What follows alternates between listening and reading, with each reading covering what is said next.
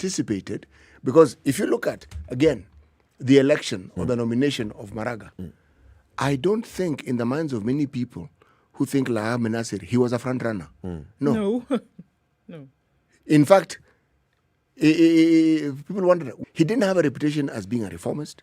He didn't have a reputation as being someone who was political. He wasn't an activist. So it was assumed perhaps they were in safe hands. Yep. But again, the influence of this man's religion on him seems to have come to the fore. If you look at Maraga's tenure and were to juxtapose just the things he has done with what he has, he didn't have the freedom that Mutunga had when it comes to money. There's one singular complaint that he had throughout was that the funding that they needed to actually do the things they did just simply didn't come through. It's not complicated, simply didn't. Now, there are those who say it is his character, it's his personality, it's the way he did things. All I'm saying is, it looks to me like the battle what we're discussing here is a battle for the heart and soul of a judiciary system. Right. Yes. And Ahmed Nasir has pitted himself right in the center of this particular discussion. Because with the discussion and as the discourse continues, guess what? Because he's thrown an opinion in, you're not going to forget his name anytime soon. But I think also at the same time, I like what Ahmed Nasir is doing. Look, we are talking about the head of the judiciary and the president of the Supreme Court. The Supreme Court has a very big role that it plays in shaping jurisprudence of a country. Yes. So he is basically saying, look, at the head of the Supreme Court, there's what you help the judiciary to stand for. There's what you also help the Supreme Court to stand for. Yes. For example, let me quote here. During his tenure, Justice William Mutunga took the Supreme Court by the scruff of the neck and ran away with it. He transformed below-average judges to average ones, average judges to good ones, and good ones to brilliant judges. Justice Maraga was never expected to make the court great or progressive. He doesn't have the confidence and self-esteem to allow colleagues to shine. So basically, he's comparing the two and saying, under Mutunga as lead, the other judges actually blossomed. Under Maraga, he doesn't feel like the other judges had an opportunity to blossom. Let me continue. That explains why during his tenure, the court failed to assert itself in debates that animated Kenyans. That is why Kenyans do not hear of the court and instead see too often Justice Maraga at a press conference complaining. Eric, what he has done is point to things that he considers were failures. Those are generalized statements. Mutunga made mediocre judges superior judges, etc., etc. Maraga didn't do. Those are generalized statements. Look, the tenure of any Chief Justice involves very many things. For instance, in Mutunga's time, did they have, for instance, this self-assessing tool that told us about the judges and the performances that they had? Meaning, a meritocracy, just determining this is a job you're supposed to do, and looking at every jurisdiction that a judge has. I'm simply saying that there's arguments for both sides. But at the heart of it, if I look at the spirit of what is going on here, there is, yes, the discussion, but to what end? Just for the discussion's sake? No. Someone doesn't go into all this trouble just so that you can have a discussion. They want to have a say. And they feel a certain type of person is the one who ought to be a judge. And actually, he is within his right to say so. But I feel that it goes beyond even just someone having an opinion. It's someone wanting control. Someone wanting control. Yes. I see it the other way around. And I wish actually more senior counsel would write and give their verdict of the Maraga tenure. And the same after the next Chief Justice, give their verdict of what they feel that this person has done. You know why? Because that also puts pressure and on the person who's sitting in that office to know that I shall be judged. Your tenure will be on record. You are basically setting the tempo and the pace of Kenya's jurisprudence. So it's important that you know that whatever decision is being made, it's basically setting record. It's going on record. And I think it's important to do this. So, for example, another lawyer has written an opinion piece. Now, today, the nation has decided they're going to continue serializing Ahmed Nasir Abdullahi's opinion. And then they've brought in their own legal counsel at the Nation Media Group, Sekou Awino. Sekou has written his opinion piece, and he says, Maraga refused to be bullied by the presidency and parliament. He took office when the country was on a constitution implementation phase and court orders were being trashed. So he has the other side of Maraga and says, What I see out of this is that Maraga did this, and the other. He refused to be bullied. He stood firm. So I think this is good. These articles, I wish we can see another lawyer tomorrow writing something else and saying what I feel about Maraga and go into record and say, for example, in this particular ruling, where Maraga gave his opinion and he said this, and the other. Look, this, he did not maybe base it on strong evidence. He does not give it much weight that can be relied on in future. This does not set us on a good path. Or this one, if you look at the judgment that he made here, you can clearly see that he has set precedents. This is a good thing. I'm in full agreement with you. But if we look at the discussion that we've had for the longest time of state capture, all right, this gets to the heart of it.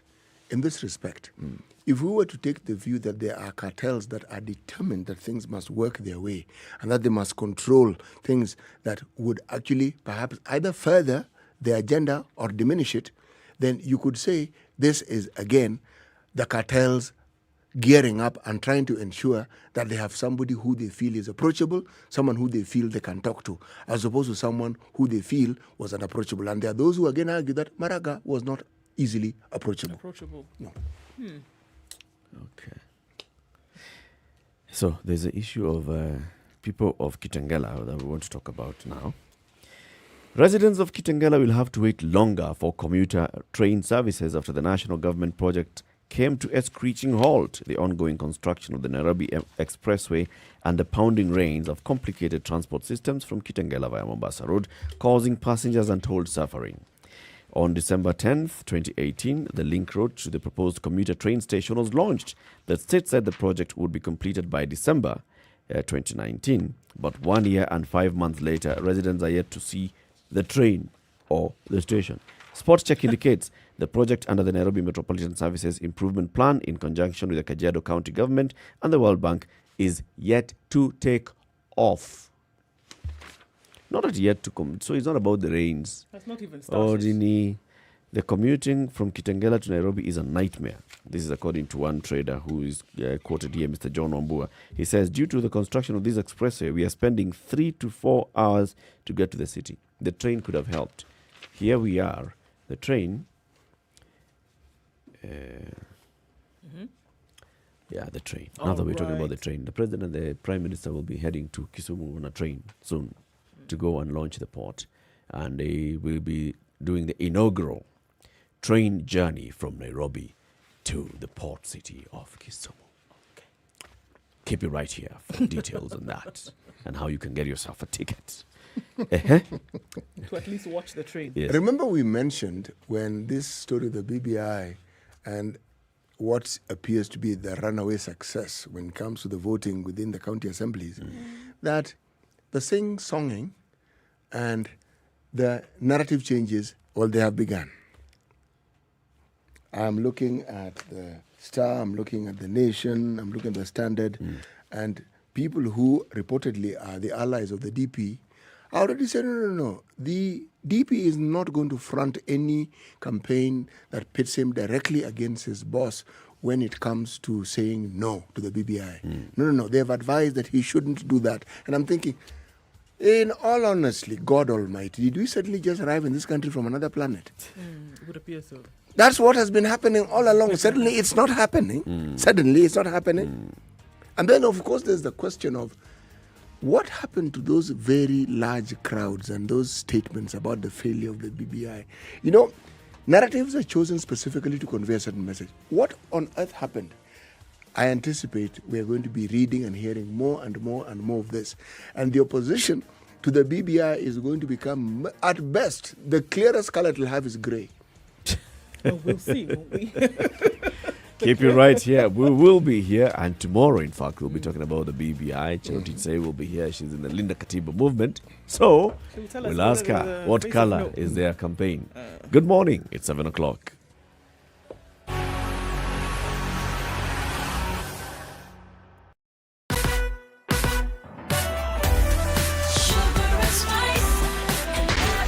Spice FM, Nakuru. Traffic. Okay, guys, so 4 vehicles involved in a road accident at Allsops under the flyover on your way from Thika. So traffic congestion is slowly forming because of that. That accident is yet to be cleared, and traffic was already bad. Now it's crazy on Thika Road, and that's outbound, so we have a problem there. So if you're using Thika Road, use the service lane from Garden City, the highway just past Garden City on your way to Allsops. There was a very bad accident there, so please be careful as you're headed in that direction. All right, on Mombasa Road also, it's quite slow.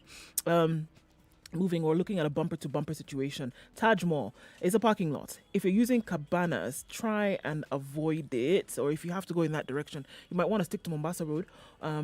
Use the bypass, the southern bypass today. Going in the opposite direction might bring some problems. All right? Wangari Maathai Road, shortly after the bridge at Limuru Road Junction, there's a broken down truck there, so that's holding up traffic. If you're wondering what's lying ahead, it's a truck that's broken down, and they're trying to sort that out. Okay, so pockets of traffic everywhere we look. Let's hope it opens up in a bit. Let's see what it looks like and let you know. Okay, if you see anything, let us know as well, so we can help to keep it moving where we can. Spice of MKE on Twitter, text on 40127.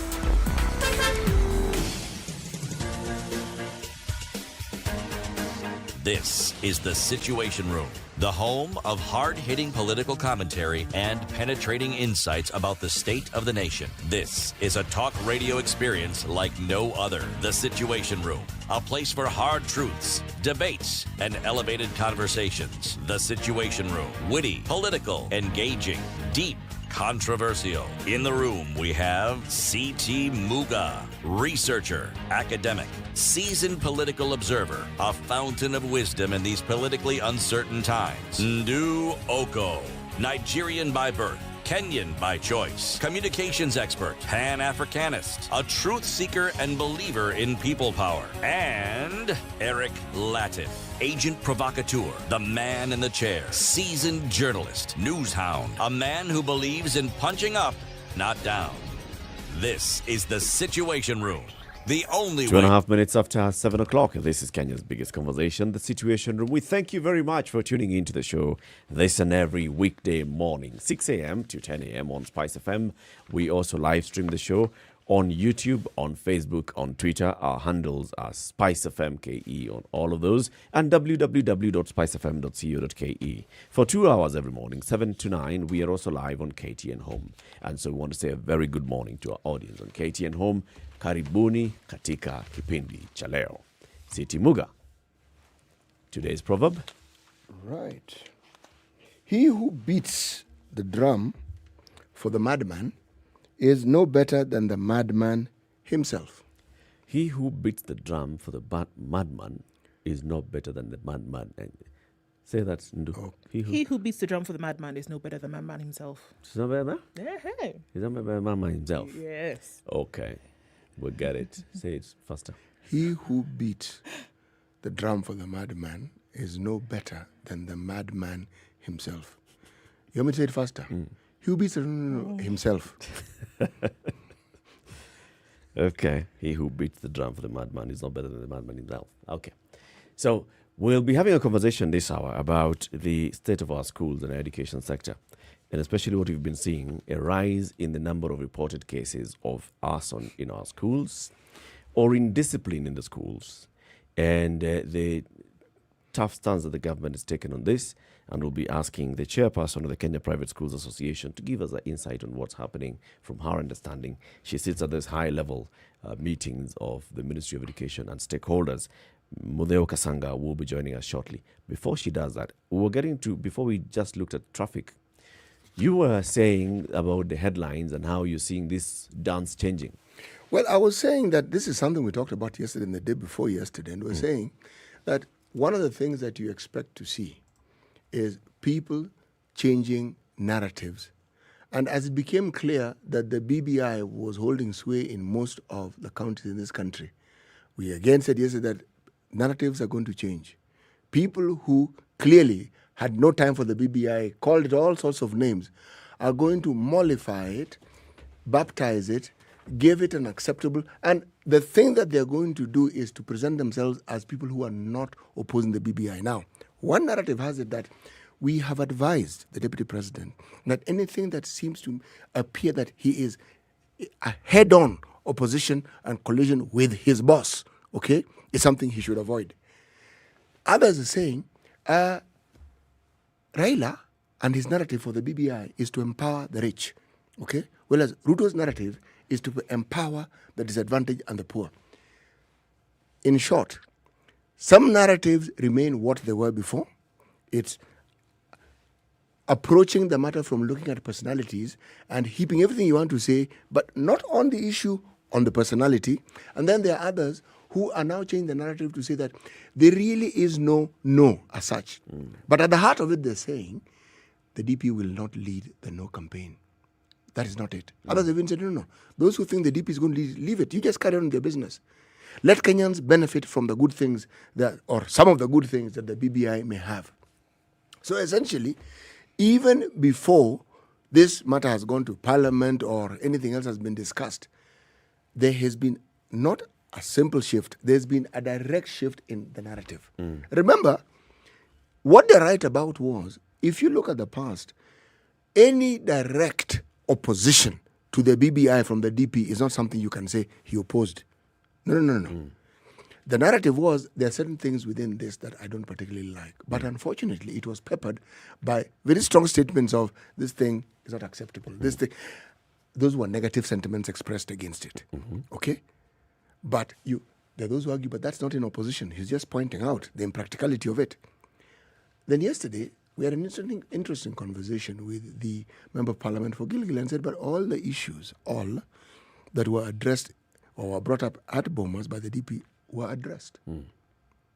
So if they were addressed, what then is the issue? But I would venture to say he had brought up the matter of multiple choice questions.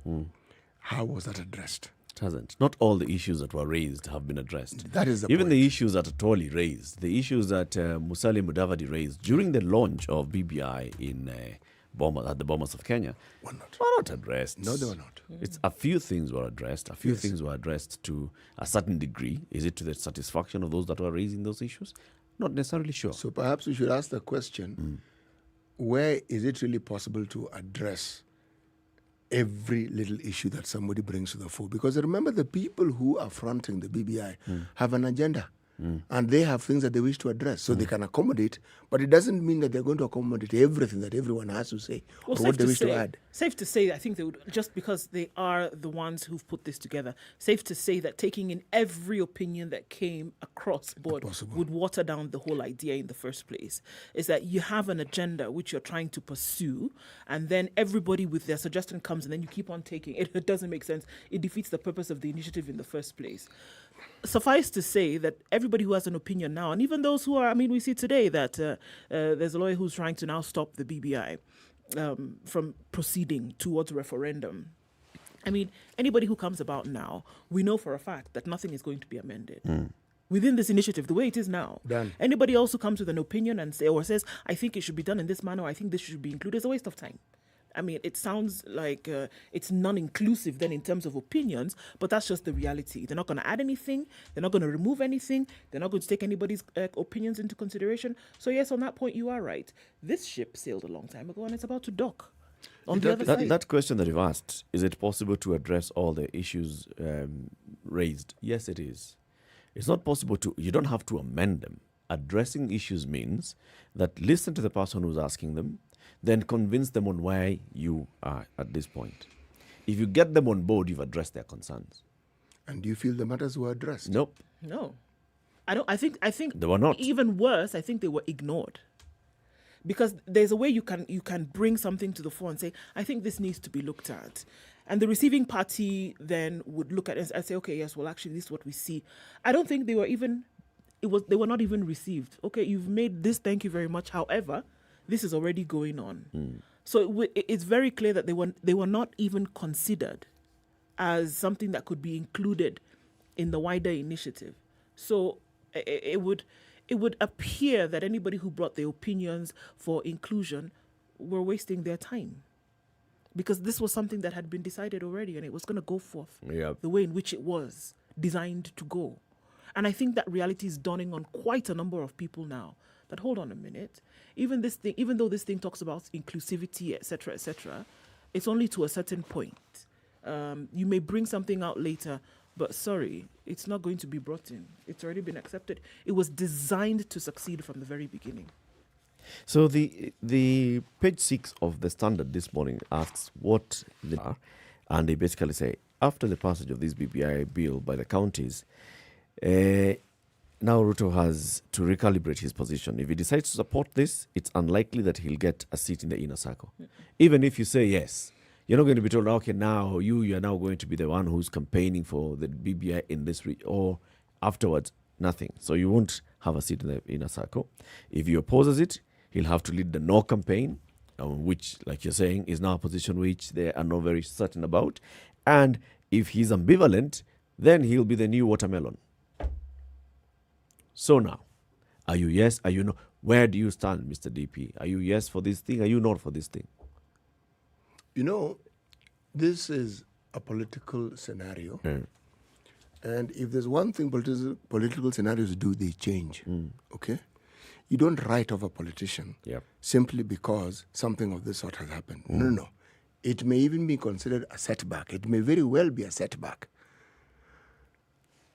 Was it not said, we in the media, did we not bring about the election that took place in Kwale County? Did we not call it a setback for ODM? Who thinks about it now? Who remembers it? Forgot. We moved on. Yes. With what is happening right now in the county assembly, that is a complete non-issue. Because the discussion that has come to the fore now is the issue of the BBI, right at the center of it, and what people hope it will achieve. I dare say that even the election in Matungu, even if, say, it is a repeat performance of what happened in Kwale County, it will not matter. No. It will not dent the image of ODM as one would think. It will be just, okay, fine, that's all right. There's this bigger thing that we're going into. But give it time, that significance will not be as strong as it seems now. And you see, one thing that may not be clear, the Deputy President is the one we have to thank for the press that the BBI is actually getting now. Because when you appear to oppose something and you say things that seem to be opposition, you keep that discussion alive. You provide an alternative to maybe a dominant discourse. And when you keep it alive, when the outcome appears to be not what you had hoped for, you see, you've heightened yet another discussion. And the discussion that you're now saying is, okay, so what is he going to do next? Okay, now that this has happened, what is he going to do next? These are things that any politician worth their weight in salt would find ways of going beyond. Because it isn't the end. It's not the end. No, it is a setback. Two responses to what you've raised. One, Msambweni. So yes, Msambweni was a setback to ODM, but it was a win to the William Ruto wing. Yes.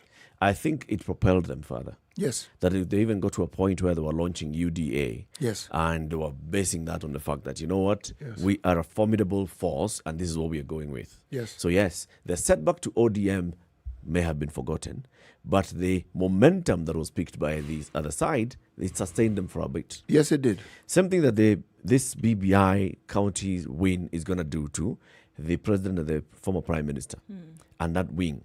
It's giving them that momentum. So, and then the other response is on the matter of the story of the deputy president's supposed opposition to the BBI and, you know, now where does he lie to next? It's a matter that you've actually been raising. Is this the truth or is it what the media is actually creating? Yes. That the media has created and it wants to put an antagonist and a protagonist and say, okay, so Uhuru and Raila are on one side, the deputy president is on the other side. So definitely, because the deputy president is on the other side, he's no. He's no. That has been the assumption. Was that the actual case? Did the deputy president actually launch a no campaign? Were they playing it in the preparation for launching a no campaign? Do we know what's happening? What we do know is what he did say. And I think a number of times he did say that he does not, he did. I remember this because I went through and I looked at some of the things that he spoke about before. He does not necessarily have an issue with the BBI as a complete initiative, but has issues with certain things within it. It's a content. And it's the content of it that needs to be looked at if we're going to go for it. So I think then, because he said that, it then gathered full steam as he went ahead, and it was the assumption that, all right, because there's certain things within it that he has an issue with, then the whole thing will be bungled. So he's and also because his supporters and those close to him have been speaking out against this, in their voicing of opposition to the government. They've been talking about now this BBI, it's derailing our agenda, it appears to be the only thing. Then therefore, it's all inferred to mean these guys are on the north side. But this narrative... But they're not on the yes side. No, but this narrative... no, they're not. This narrative began much, much earlier. Remember, what we are seeing is a culmination of something that has been taking place for quite some time. Yes. Even when we named the so-called opposition groups, or the groups that were opposed to each other within Jubilee, we gave them name Tanga Tanga and Kileweke. That only came about because there seemed to have been a clear rift within the party. Okay? Now, how else do you interpret a rift? Someone is for, someone is against. Yes. That is how you... That's basically... Yes, so if you take that as a foundational pillar, then the rest just continues along that same line. So anything that you utter is in opposition.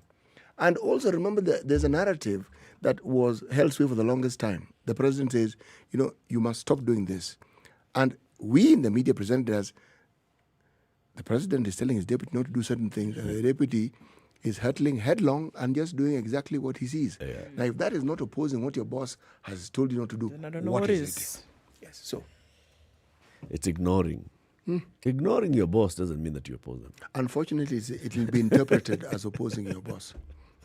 Let's switch the conversation now to education and what we want to discuss in this hour. This is the education conversation. So schools opened earlier this year. Other classes had actually opened late last year, and these were the exam classes. Recently, we saw the president launch the CBC, and in fact even created a state department that's going to be in charge of the implementation of CBC. We have very many stories in the education sector. During COVID-19, all schools closed down. And then after COVID and when the schools were reopened, there are some schools that did not reopen. They actually just went under.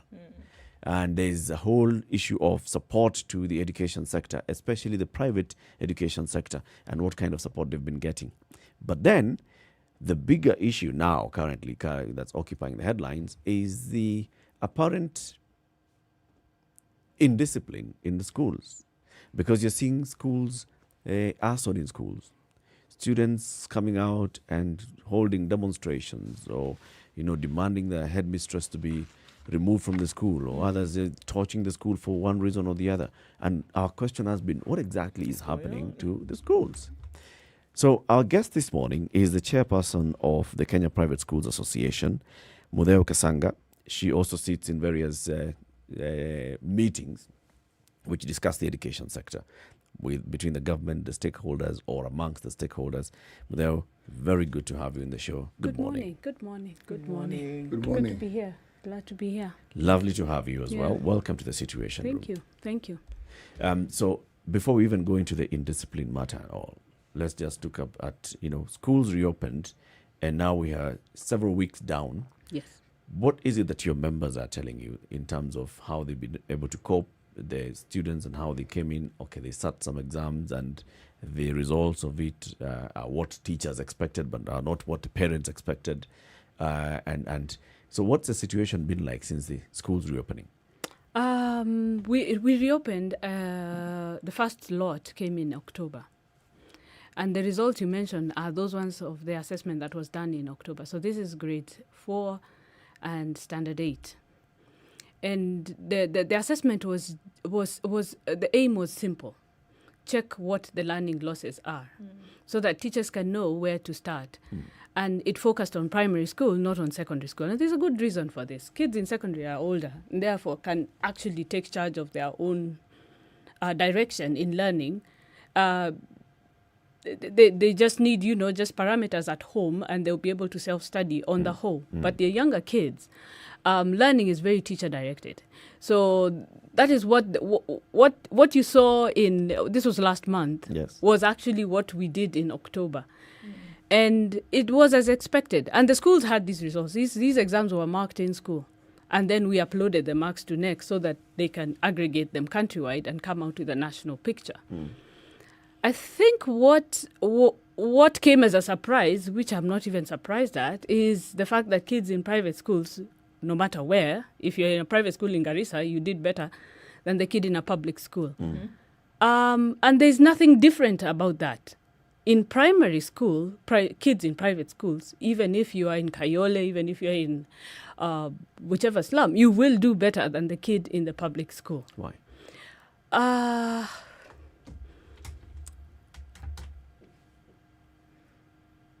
There's a different culture around learning in private schools as a whole. The sole reason d'entrée is outcomes, better outcomes.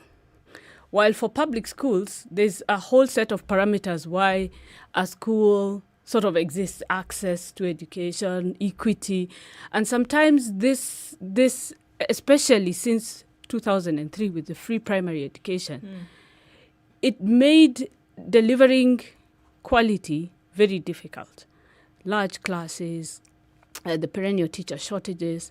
I think the bottom line actually is just, we like to think that, I don't know how to put this gently or You can kindly. say it as it is. No, just say it as it is. Okay, well, teacher attitudes. The World Bank, everybody, study after study shows that teacher attitude and teachers, dedication is the one thing that delivers quality in younger kids. Sometimes, in public services in third world countries, we have a problem with service delivery, with the civil servants in there. We do have a problem, and we need to say it. Teachers come, hang their coats in the staff room, and whether they turn up to class or not, do they prepare? Do they just use the excuses that classes are large? These are not invalid reasons why it is difficult to teach. But public schools classes have always been large. There's never been a time in the history classes have never been large. We just seem to have a deteriorating attitude. I know I'll be hammered for this, but in private schools, Truth that is truth. attitude is just not there. If you don't work, you go. You get fired. Yeah. It is difficult to dislodge a poor performing teacher from the public sector. It is absolutely difficult. Why? Why is it so difficult to see that there's a lack of service delivery and then there is no repercussion as a result of that? Why? Okay. Let me assist you. Yes, please. If you have a teacher in the public sector, before you can even get to stopping them from teaching, the procedures you must follow. Yes. You don't just wake up and tell them, you go. It doesn't work that way. Okay? And even when you succeed, the Teacher Service Commission will want to hold... I'm summarizing this thing, okay? Before a teacher is interdicted, processes are followed. And even when they're interdicted, and when you're interdicted, you're on half pay, it then means you have to wait for a time when the TSC or the education people, officials will call a meeting to determine your fate or your future. Believe me, what often happens is that worst case scenario, you'll get transferred, Yes. not sacked. Not sacked. Because Not for poor performance. yes, because to prove that what you have done is worthy of what is required is extremely difficult. Correct. It's really that simple. So it's the same problem with the entire public it's service. like a That's what I bad was gonna chess say. game. It's not just education. It seems like it's... But it's like a bad Through chess and game in through. Yes. education. You just move around the worst teachers, and the most disadvantaged keep getting the worst deal over and over and over. While in the private sector, really, if you don't hack it, you go, and it is so fast. So there is just a culture, no matter where the school is, be it in the deep heart of Northeastern, be it in Kibera, that school will sack you if you can't deliver outcomes. So our kids, as a whole, tend to cover syllabus on time, be better taught, the weaker kids better supported and all that. And especially now that the private sector is finally thinking inclusion. And this is where perhaps the CBC is actually brilliant, because it turns away the mindsets of private schools from KCPE and those particular outcomes to actually, just supporting the bottom line and having all kids in class. We have problems. We still have. It's a mind shift thing in our country, just having an inclusive class and a mixed ability class across the board. For us, private schools, primary schools are a bit like what you see in secondary schools. They are they are selective. Kids do an interview to gain entrance. Yes, which is like what our government secondary schools is. The big interview is KCPE, and then you get taken to a school worth your marks. So our primary schools are a bit like that, and this mindship has taken, goodness me, 3 years of intense retraining of school owners, 3 years of literally turning around the mentalities of teachers that you can have a mixed ability class, and it's working. It really is working on the whole. Yes. For most kids who can be integrated into a class, as long as their special needs are not extreme where they need really specialized care, then we are finding that most schools nowadays are just doing an interview to gauge, okay, what does this kid need? Yes. Let's take a break at this point. We're having an education conversation with Mudeu Kasanga. She is the chairperson of the Kenya Private Schools Association, talking about the education sector on KTN Home, on Spice FM, and online 26 minutes after 7. Keep it right here. We'll be back shortly.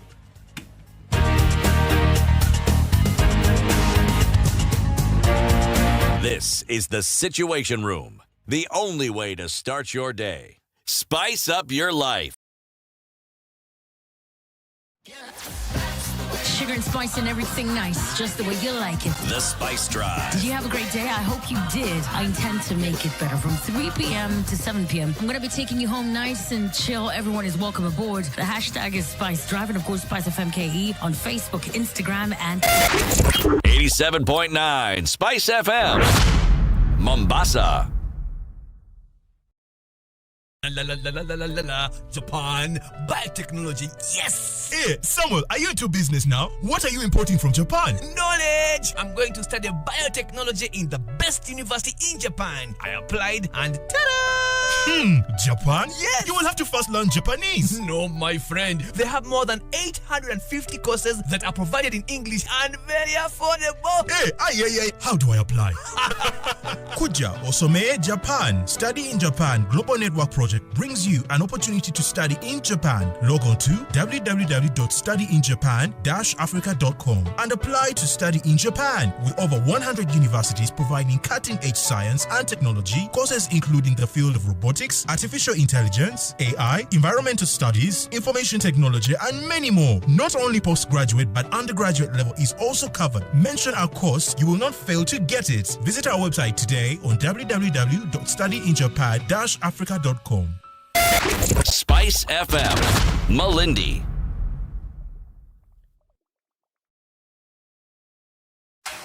The weather with The sun peeking Spice. through those clouds this morning. We're going to have some sunny weather throughout the morning. 16 degrees, going to highs of 27 today. It's sunny in Nyeri at 11. We'll see highs of 25. Partly sunny conditions in Nakuru. Highs of 27 today, coming down to lows of 12. 11 will be the low in Eldoret. It's sunny at 14. 24 the high. 31 the high in Kisumu today. Sunny conditions at the moment at 20.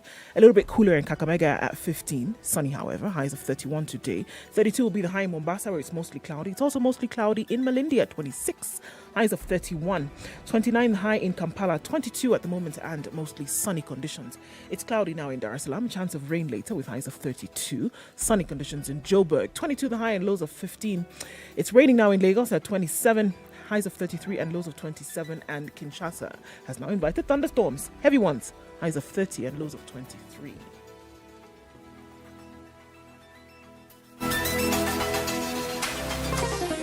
Chilled Spice.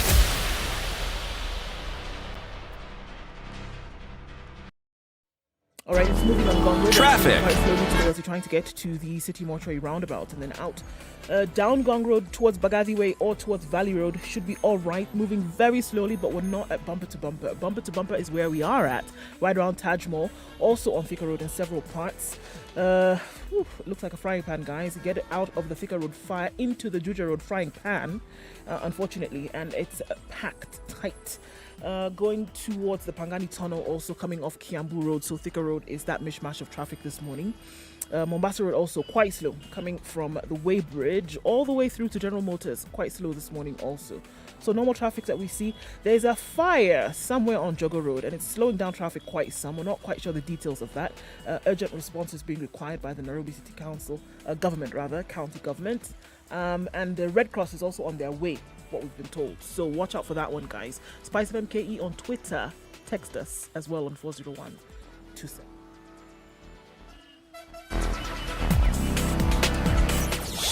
Spice and everything nice, everything nice. Spice up your life. Mature, intelligent talk every morning. Spice up yourself.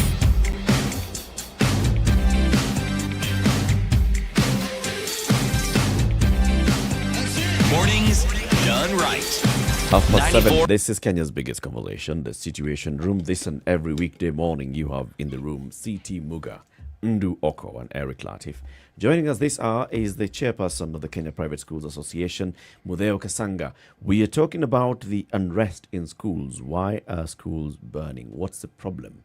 As we talk about this, we are also seeing the reports of the school, St. Anne's Girls' School along Jogo Road near Uhuru Market. On fire It's this on morning. fire. Now, we don't know the cause of that fire, so we cannot really talk about that as being linked to students' unrest. But as you were talking about this earlier, you were talking about the difference between the private schools and the public schools in terms of quality control and everything else. Could that also be part of the reason why we are not seeing as much disquiet and unrest in private schools as we are seeing in public? Yes. The flip side is that we have a very high turnover of teachers. Mm-hmm. And then thus the public sector becomes the attractive job space for the teaching profession. Yeah. A few good things have been happening in the last two years especially. The idea of professionalizing the teaching profession so that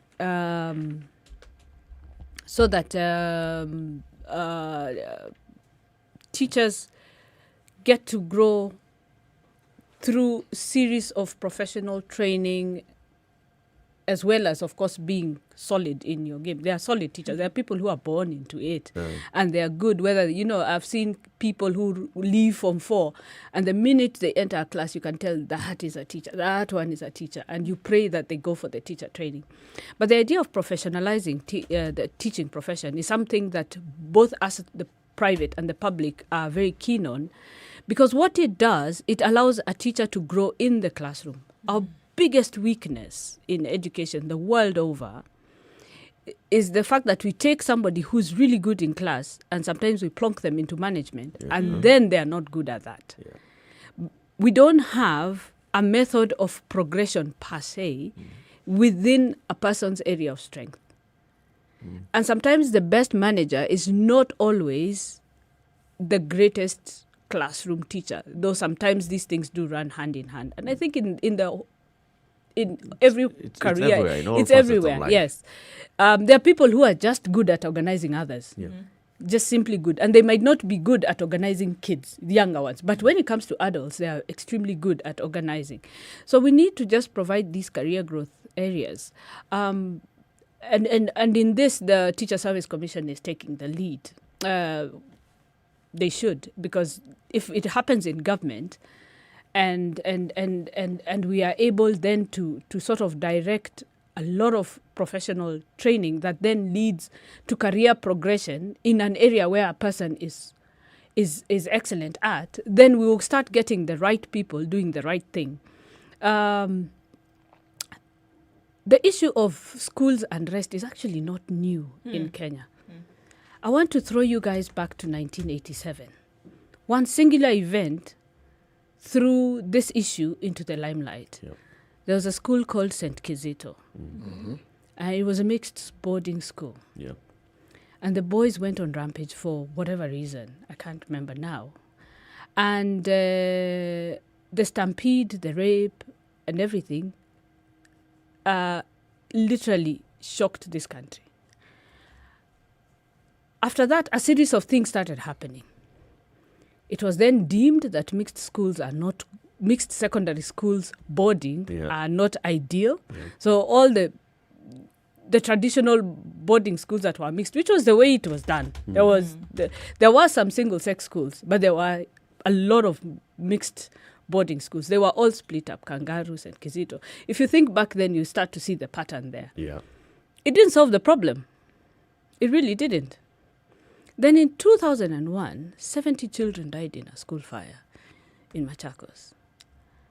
And that just grabbed all of us by the necks, and nobody knew. But by then, it had been identified that corporal punishment was causing the school's unrest. But was it corporal punishment, or was it the way it was being administered? If you Google right now, corporal punishment, just now, while it's been banned, and look at the number of kids who have been killed by adults. Personally, because I come from the private sector, I know that that's not the only way, and that's not the answer to the problems we have. And when you look back at how brutal corporal punishment was, then you look at the few schools where it was applied non-brutally, you still find some very scarred people. Because the anger in the human and the adult against a child sometimes goes out of control. Right. How do you control an emotion to say that it is how it was done? Only a parent can punish a child and then feel nothing when that child is injured. After all, it's mine. So you get another human being should not have those rights to injure another child and feel that it was all in a good cause. For us in the private schools, we have had historical successes in discipline management, and there are public schools that have had the same. I personally went to a Catholic school, and I remember, walking in, and then the first thing you're being told, nobody is beaten here. And if a teacher even slaps you, the first thing you go to sister, the headmistress, and report that teacher for slapping you. Then you'll deal with why you were slapped after that. It was such a relief. It was such a different atmosphere from the horror of being beaten for marks in primary school. And the reasons why adults beat kids in a school are so frivolous. Half the time, you're late. Can a standard 1 child be late deliberately? Why beat that child? In secondary schools, teenagers are always pushing risk. We see it at home. All of us. We see if you have a teenager in the house, they are constantly pushing your limits and buttons. And it triggers somewhere and you just apply one slap. But you're the parent. This is my house. Are we then not discussing individual and personal issues that educators or teachers may have? Because sadism doesn't just belong to people who have been thrown into prison. Even individuals who are walking and who seem normal have tendencies of having errant behavior. 1. 2, are we then not discussing a training issue, how teachers are trained and inculcated into the system? Let me explain what I mean. We've had this discussion in this room before. Okay. A time gone by, people who went in the profession wanted to be teachers. Then came a time when people who went in the profession were offered courses in education because they couldn't get what they wanted. Meaning you apply for a course in the university and somehow your marks don't quite get you there. They give you education. So you begin a culture of people who go into the profession and had no intention whatsoever of being teachers. So they're angry at the world. Yes, exactly. Yeah, essentially, they're served a raw deal. Yes. Every day they put into practice the profession that they now have. It's like they're imprisoned and it's like they're being punished. And yet it's a job they have because they know this is what I wanted to be this. I wanted to be the other. And in this country, I wanted to be a lawyer. I wanted to be an engineer. I wanted to be a doctor. Instead of being a doctor, you're a biology teacher.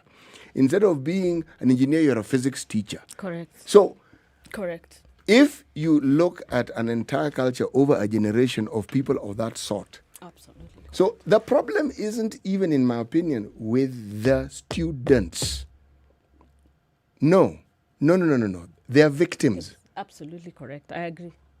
I agree. When you spin it that way, we do have this happened in the last years of the former curriculum, and the pretty much the first part and the entire existence of the JAB during the formative years of 844, which they used to do a cutoff. Yes. So and it kept rising and rising. So you get these kids who have worked hard from whatever school, you get your B constant, you get your B plus, and then you're plonked in education. Yet somebody with money comes through parallel with C plus and can just get into architecture or whatnot.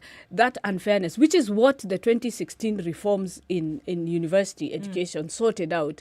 Everybody with a C plus, you enter university. Let's clean up next so that we don't have that stupid game where people are paying for marks and schools who are paying ridiculous amounts of money to get the mean score to maintain their jobs or whatever. There was a scam that Massive it's difficult. scam. It was absolutely mind-boggling. So from 2016 at least now, and then for us in the education sector, in my other hat that I wear at the Kenya Private Sector Alliance, the push to get people, no matter your mark, into where you really want. If you want to be in medicine, you don't get an A. You don't give up. Don't take a Zoology.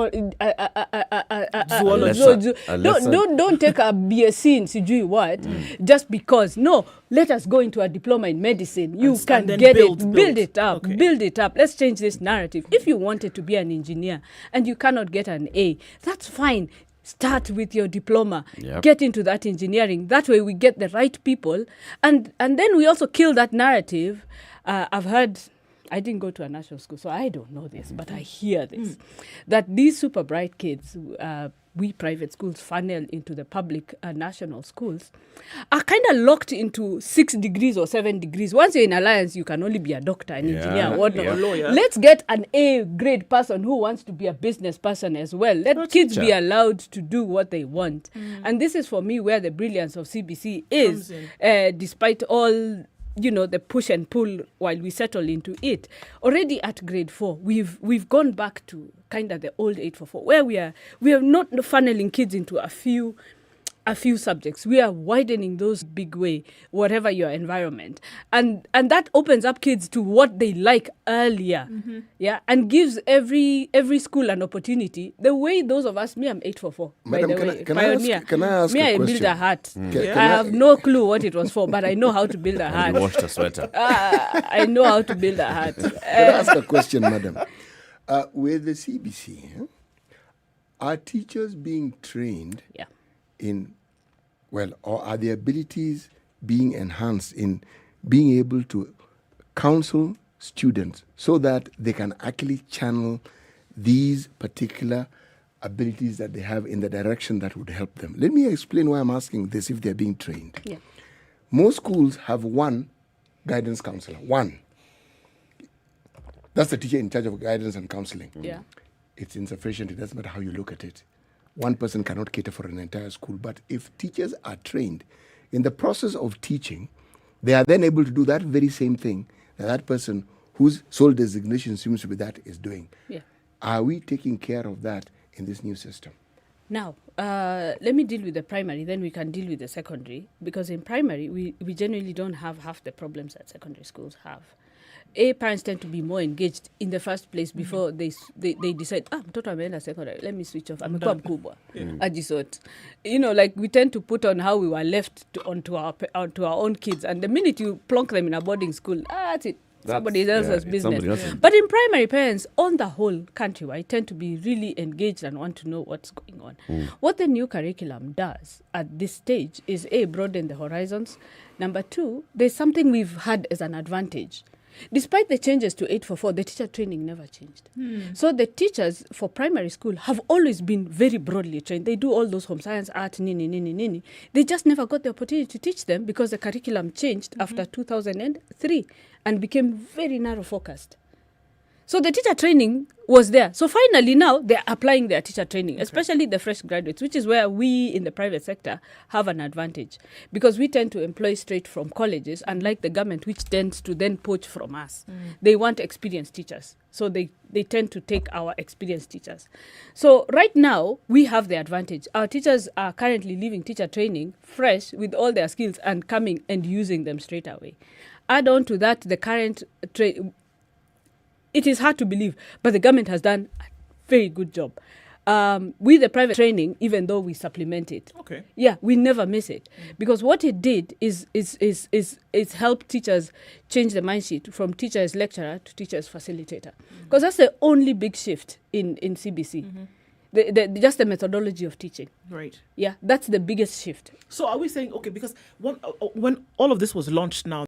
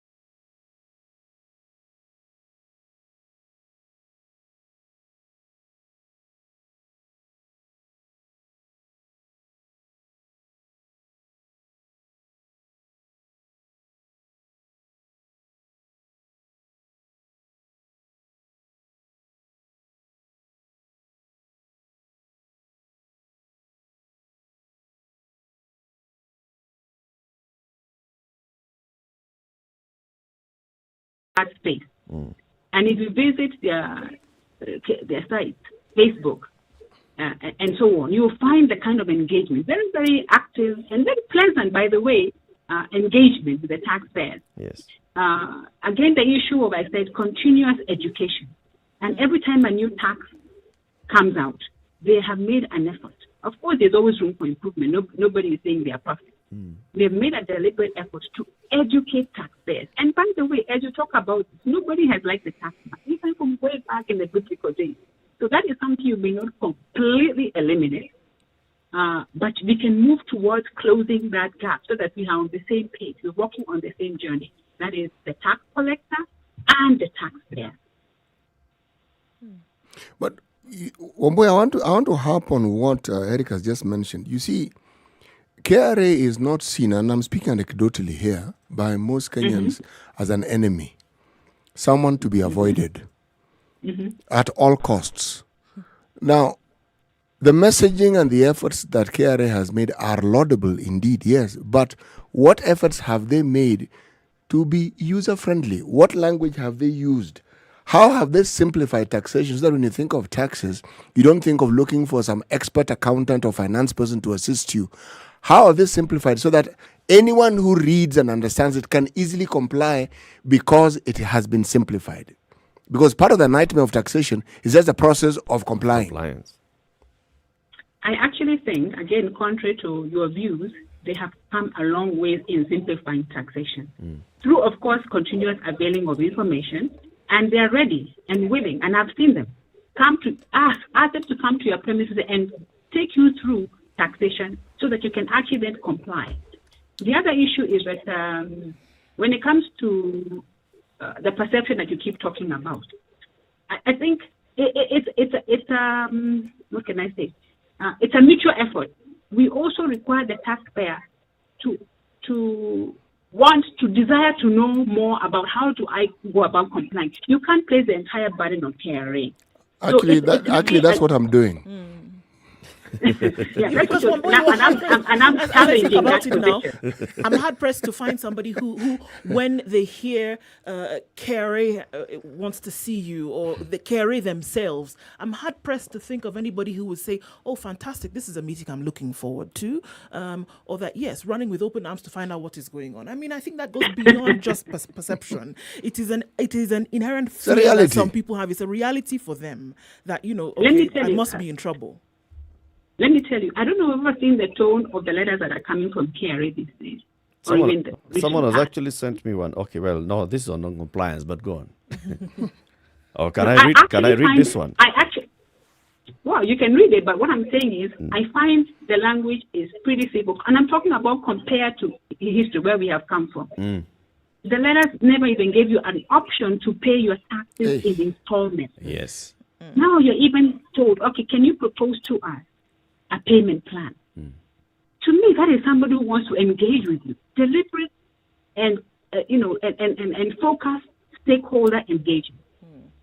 And once that stakeholder engagement is achieved, you actually then begin to see a turnaround. I am not saying it will happen overnight. It's a continuous process.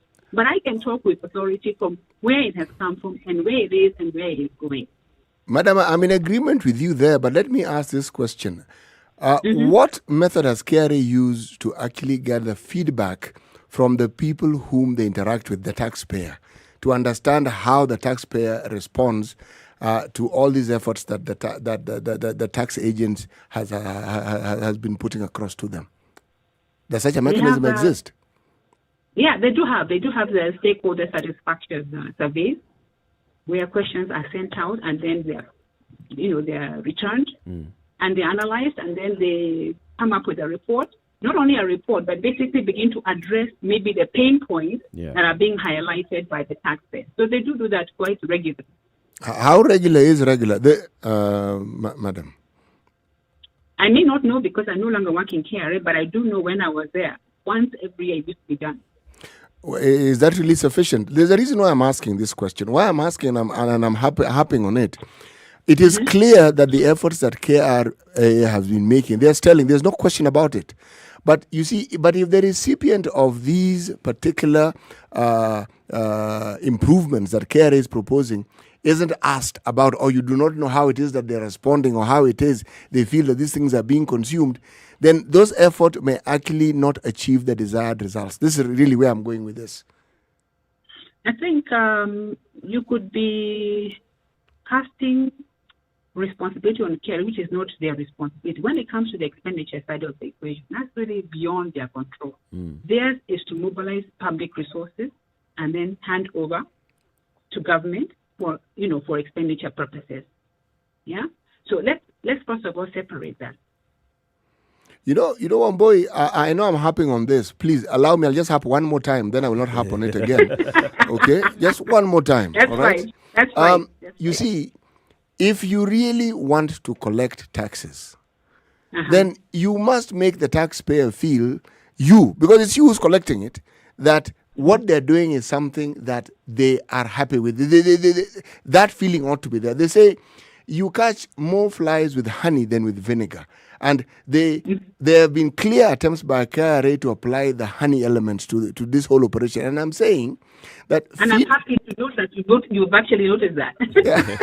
She had to get that one in there. No, but I do acknowledge that efforts have been made. There's no question about it. I am simply saying, if you want to expand the tax base, because this is a problem, you want more people to be compliant in paying their taxes, and of course that will mean that KRA is able to raise more revenue, then the relationship has to be improved. In short, that's really what I am saying. And I will keep also harping that I believe they have gone out of their way to enhance stakeholder management in terms of how they engage stakeholders. They do have roadshows. You also do know that they appreciate every, I think, 20th of October or around about there, they have a taxpayers appreciation day, if you like, where they actually recognize taxpayers, particularly the top taxpayers, in various categories. To me, that is one way of acknowledging that, yes, we value you as taxpayer, and without you, we wouldn't exist. Yeah, that is one way that they have engaged taxpayers. Very true, madam. Very, very true. Let me finish. They have also decentralized. Prior to the reforms agenda, and as we talk about reforms, remember reforms is not a destination. It's a continuous journey of improvement. Yeah. They have decentralized. You'll find KRA now at the regional level. Go to any county, there is a KRA presence. They have tried to, as much as possible, bring their offices closer to the taxpayer. And again, now that you're at the age of internet, you can interact with KRA from the comfort of your home, right? And even from a mobile phone. So I believe that KRA has gone and continues to move forward to get closer to the taxpayers and understand the benefits. I agree, madam, but it's not enough. That's really my point. It's not enough. January 2020, we only had 43% internet penetration in this country. You are talking about only 53% or 52% of our working population being compliant. The percentage that is not compliant is too huge. So I am saying, if I were to do the maths, the efforts that are being made, laudable as they are not adequate. That's really what I'm saying. So to that extent, I agree. There's room for improvement. But I also said that this reform is not a destination; it's a journey. It's a journey. So every day you continue improving the experience of the taxpayer through continuous reforms and engagement, because you cannot reform without engagement with the taxpayer. And I told you one of the tools they have used, or they continue to use, is a stakeholder satisfaction survey. Yeah. Wambui, thank you very much for sharing with us the insights. Of course, all this is from your experience working with KRA. You're no longer working with KRA, so you're not holding brief. But as a tax expert, we are very happy that you've been able to, educate us and tell us what's working, what's not working, and how then it can all be improved by the citizens and by the government. Wambui Namu is a former KRA commissioner in charge of domestic customs services. And she currently is a lead tax and trade consultant with Unfilled Consultants Limited. And she sits in several other boards and is a Rotarian and very many other things. Asante sana Wambui. Thank you very much. Thank you very much. Time for us to take another break on KTN Home and ask you if you're on KTN Home, you'd like to continue our conversations, tune in to Spice FM, or you can actually just get into our live stream, Spice FM KE, YouTube, Facebook, and Twitter. On Spice FM, we are on 97.7 in Malindi, 90.9 in Nyeri, 96.7 in Eldoret. 96.0 in Nakuru, 102.5 in Kisumu, Mombasa is 87.9 and 94.4 in Nairobi.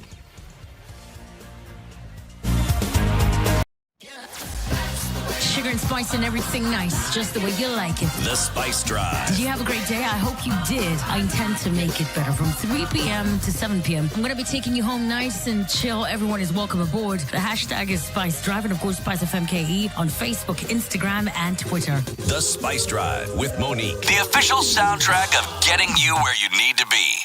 This is the Situation Room. The only way to start your day. 4 minutes to 9 o'clock. The conversation continues. In the next hour, we talk about fighting hunger in the country.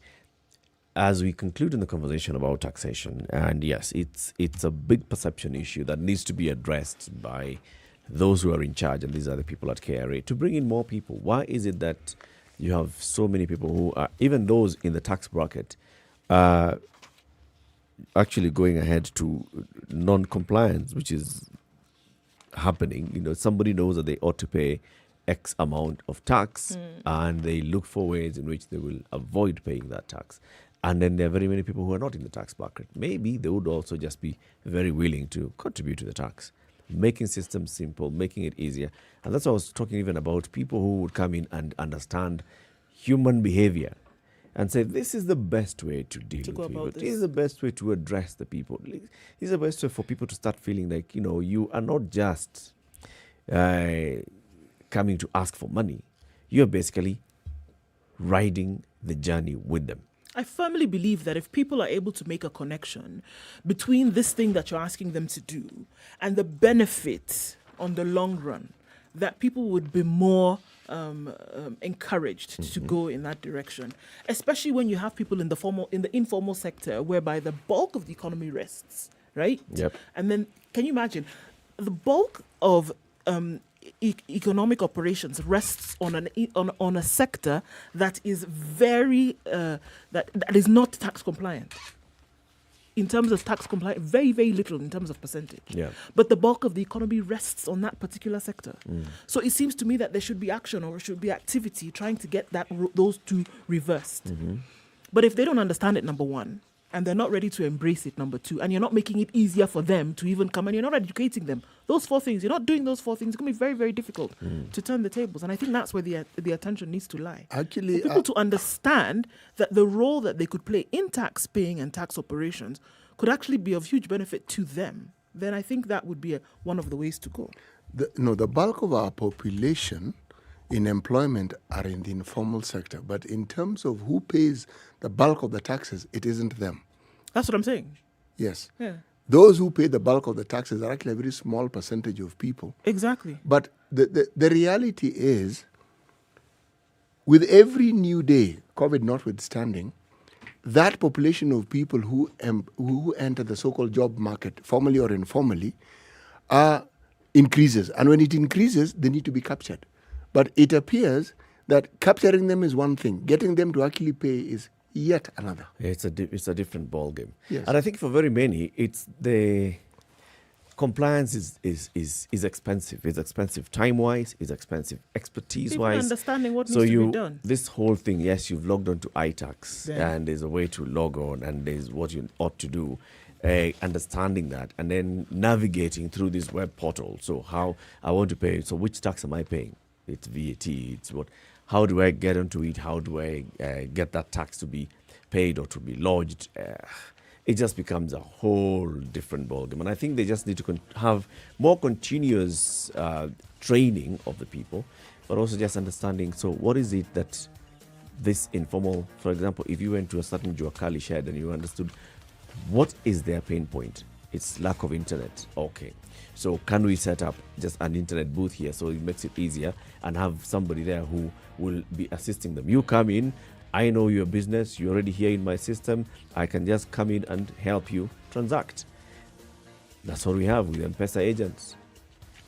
And even the banking agents. You go to a kiosk and you're able to transact financially. You're able to send money from one end to another because it's been made easy by the organizations that are dealing with it. Absolutely. Keep it right here for more conversations. Good morning. It's now 9 o'clock.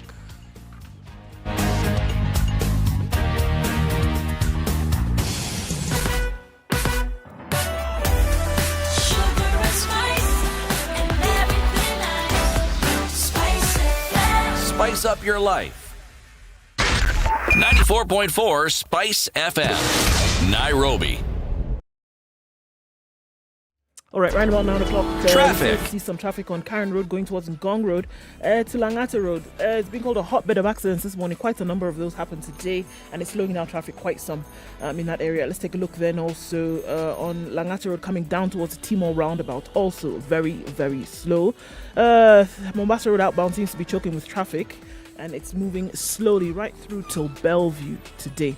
It's going to take some time to get out of that one. Huru Highway then into the CBD also quite slow. Coming off of Thika Road, getting to the Pangani Tunnel, and then out there, it's also looking like it'll give up some point. But for now, it's still bumper to bumper in very many areas. So keep an eye on this and see what it looks like in about half an hour. We should be out of traffic hour and see how we can move it along quickly. Spice FMKE on Twitter. That's how you can get in touch. Text on 40127.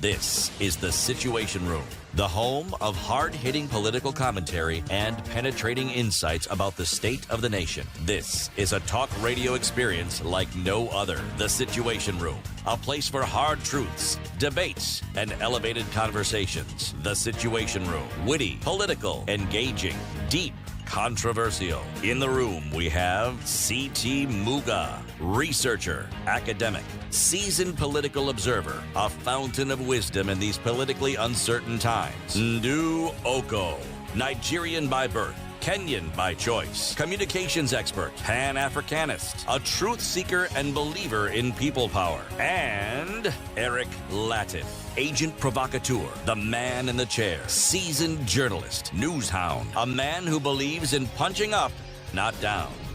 This is The Situation Room, the only way to start your day. All right, 2 minutes after 9. This is Kenya's biggest conversation, The Situation Room. We broadcast in Nairobi to Mombasa, Kisumu, Nakuru, Eldoret, Nyeri, Malindi.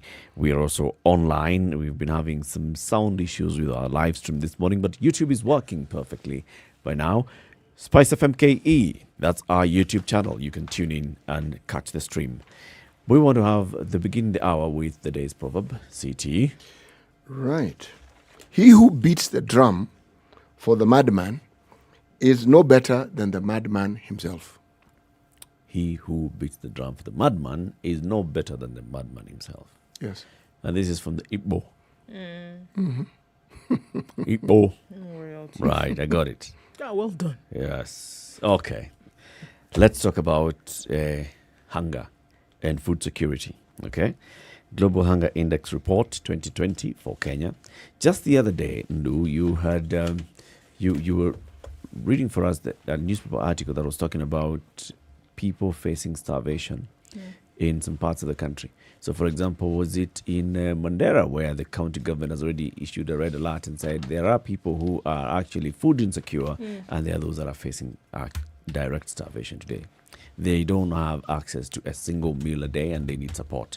And this is just one county, and you can, of course, imagine it's spread across other counties. And we always have about 2 million people throughout At any time. who are, falling in and out of that situation where they do not know whether they can get their next meal. So that's a conversation we want to have this hour. And joining us in the studio is Calvin Shingles. He's the country director of an organization that has a very long German name, Welthungerhilfe. Perfect. That's almost a correct pronunciation. CT, what were you about to say? I was going to say What? that I really like the way you pronounce that particular word by pushing a lot of air through your nose. It's really good. It's good. What is that? And just say it again now, properly. Okay, yeah, thank you very much for welcoming me here this morning. The organisation is called Welthungerhilfe. We actually are registered in Kenya here as German Agro Action, but just because of branding and visibility, our headquarters wants us to use our German name, and so that's what we're forcing you to say this morning, Welthungerhilfe, or WHH if you find that easier. What does it mean in German? Welthungerhilfe? The direct translation actually means World Hunger Help. Help. Yes, yeah. But so it means really that it's a world without hunger is our ambition and what we strive towards. And how many years have you been in the country? Has this organization been here? Well, the organisation has been working in Kenya for the past 40 years. We are fairly heavily supported by the German government. So there's a bilateral agreement between the Kenyan government and Germany, which is through the development cooperation and also through the German Foreign Office. So that's where our main donors are coming from. But obviously we work with a number of institutional donors. We also work with private donors and foundations in Kenya. And we're actually quite well spread throughout Kenya, a good footprint across Kenya in 14 counties. And I'd love to explain some of our programs within those 14 counties as well. Oh, karibu sana, Kelvin. Asante And sana. this is called a hot seat. I'm sure you can feel it warm. It's not hot, right? It's just I'm a sure hot it's seat. warming up. Yes. Yeah. We're just going to have a conversation about, food security in the country, what has been done by your organization, other organizations, government policy, government programs that have been rolled in, what needs to happen, what can communities do to create their own awareness, very many things, and I'm sure you have a lot of insights working with WHH on what happens. We call this segment Agri-Talk in the Situation Room, and it's because we like to promote discourse on agriculture, agribusiness, and food security, and such related topics in the country. So, first of all, you say you work in various counties and you've been rolling out various programs. What kind of programs would this be? Yeah, so if we look at the areas of Western Kenya, we all understand that Western Kenya is the food basket, but heavily reliant on rain-fed agriculture. But we have a number of projects there, also in partnership with GIZ, our German partners. And we look at aspects of various value chains, from the sweet potato value chain, looking at organisation development of farmers, looking at supporting the access to market for those farmers as well. We're also working in the area of dairy, so we have programs in Vihiga, and again looking at supporting the smallholder farmers right through to actually pastoralisation of milk and being able to provide that milk in the local market setting as well. We have some other interesting projects where we look at soil, because obviously soil is where our food comes from, and we look at the aspect of promoting soil conservation. We look at rehabilitating or looking at the nutrients in soil to be able to inform farmers to be able to produce better. And then we're actually one of the first country programs to set up a social business enterprise. So we have a company also in Kenya, which is a multi-stakeholder relationship with KRA, the Kenya Agricultural Research Organisation, ourselves, and we're looking at eradicating striga. Striga is the weed that affects maize production, and we're looking at a bioherbicide to be able to support our farmers and be able to increase productivity of maize in that area. So Western Kenya is very much at the higher level of development activities, I would say. But then we're also working in the humanitarian sector. So we're also working in building resilience of pastoralist communities. We have cross-border programs with the Karamoja in Uganda, with Turkana. We also have cross-border programs with Ethiopia, supporting those pastoralist communities that are there. We come right down to supporting what we call AMAL, the Agricultural Market Access and Linkage Program. And I don't know if you remember, there used to be a program called Purchase for Progress, P4P. And the AMAL was lessons learnt from that program. So we have that supporting farmers in various grains and cereals, trying to aggregate and support farmers, building cooperatives to be able to supply to local markets in Tana River, in Kilifi, in Makwene and Kitui. And we're also working in Kajiado and Narok, again, working on various results, not only in food security, but also providing access to water to some of these pastoralist communities. As we know, water is life, and water sort of is critical to agricultural production as well. So, yeah, in a nutshell, quite a number of different and diverse programs throughout Kenya. But I'd also like to mention that we as Veltunga Hilfa are also working through a number of partners. So at the moment we have 19 partners, both civil society, national NGOs that are implementing on our behalf as well. So, so the World Hunger Index report came out 2020 for Kenya. And in line with that, also, we know that one of the government's development projects, specifically with the Big Four, food security is right there front and center. Before you can start to solve a problem, you got to know what causes it, right? So where are the problem areas in Kenya right now headed towards? What are we seeing as the issues? Yeah, great. Thank you for that. So yesterday we actually launched the 15th edition of the Global Hunger Index here in Kenya. And the sort of aim of launching that index is not only to measure or track long-term trends when it comes to hunger on a global, regional and national level, but also raise awareness for the global hunger situation and call attention to those areas of the world where hunger levels are the highest and additional sort of efforts are needed. The report itself, we believe, provides some incentive to act. It also improves incentives to act in the way that we wish that countries will improve the international ranking that they have. And then WHH, or Welltunga Hilfa, also presents this report in many of our program countries, such as Kenya, and starts a conversation. So the conversation yesterday was with a diverse number of stakeholders related to the issue of hunger. So the challenges, I think, Kenya has made some progress. I think from the year 2000 to date, we have made significant progress. But Kenya is still ranked as a situation as being serious. And to be honest, I think that situation is expected to rise. I think we have not only the COVID-19 pandemic that we're currently dealing with, we also have the outbreak of the locust situation. And we also have the increasing frequency of climatic change, such as drought and flooding, which is affecting large numbers of the population here in Kenya. I think we also, the challenges is that we need to be really adequately prepared to be able to respond to those challenges so that they don't adversely affect food security here in Kenya. I think, to be honest, also, Kenya has a situation where I believe sort of 26% of GDP comes from the agricultural sector, but we do see declining agricultural productivity. You know, we are very reliant on smallholder farmers to produce, and they are struggling. They are struggling with the high impact of the high cost of inputs such as fertilizers, etc., the underinvestment in the agricultural sort of sector, and the poor market access that some of these smallholder farmers have to the markets as well.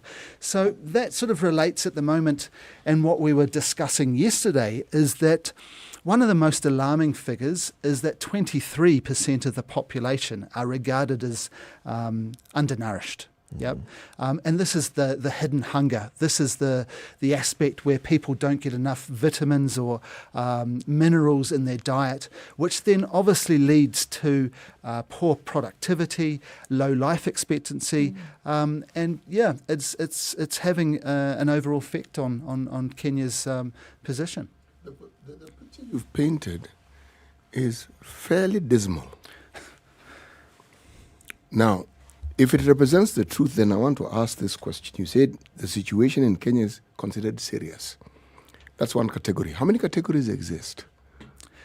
Okay, so there's a number of categories. We actually look at various indicators. And while you're at it, explain what each of those categories mean. Right.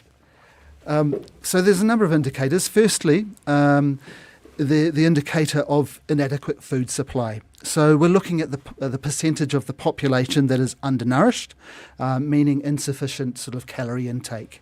As I mentioned, this sometimes can be referred to as the hidden hunger, where people lack that essential vitamins and minerals, leading to poor health. We also look at the child undernutrition. And this goes beyond the availability of calories and considers aspects of the diet quality. It looks at the percentage of children under 5 who suffer from wasting or low weight for height.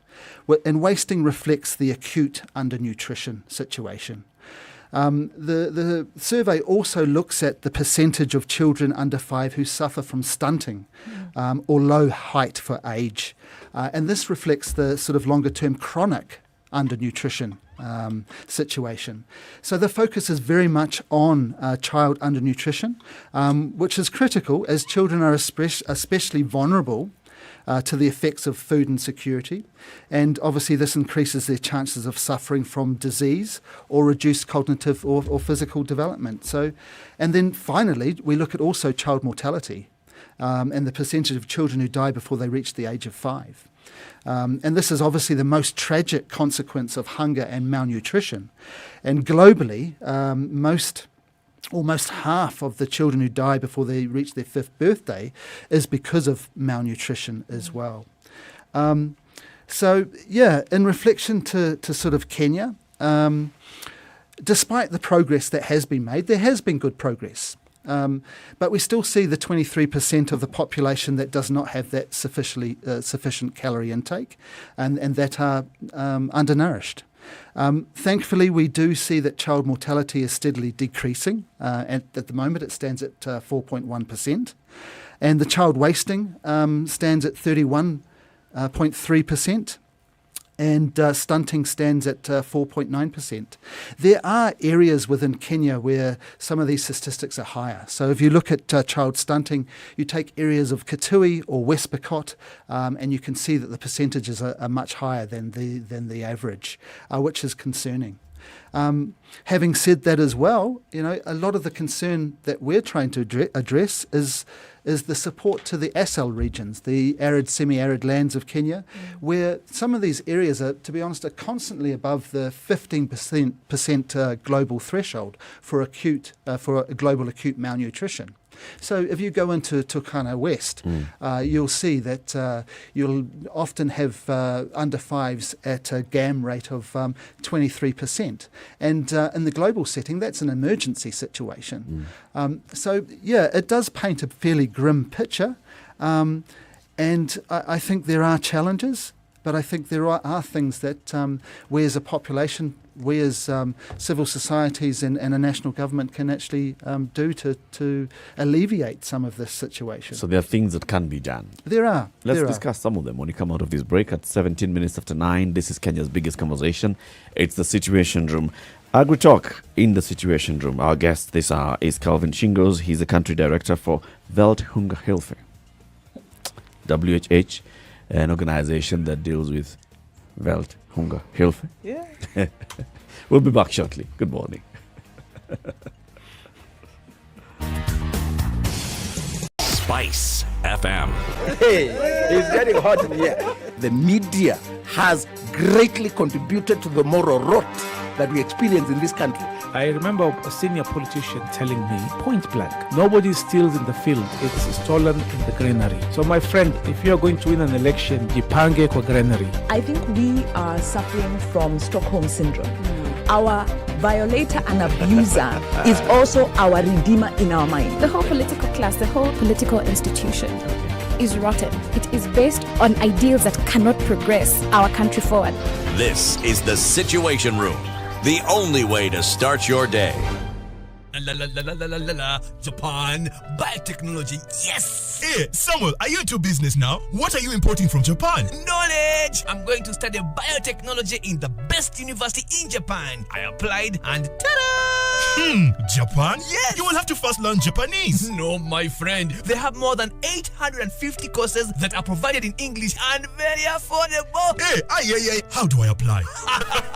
Kuja Osome Japan. Study in Japan Global Network Project brings you an opportunity to study in Japan. Log on to www.studyinjapan-africa.com and apply to study in Japan with over 100 universities providing cutting-edge science and technology courses including the field of robotics, artificial intelligence, AI, environmental studies, information technology, and many more. Not only postgraduate but undergraduate level is also covered. Mention our course, you will not fail to get it. Visit our website today on www.studyinjapan-africa.com.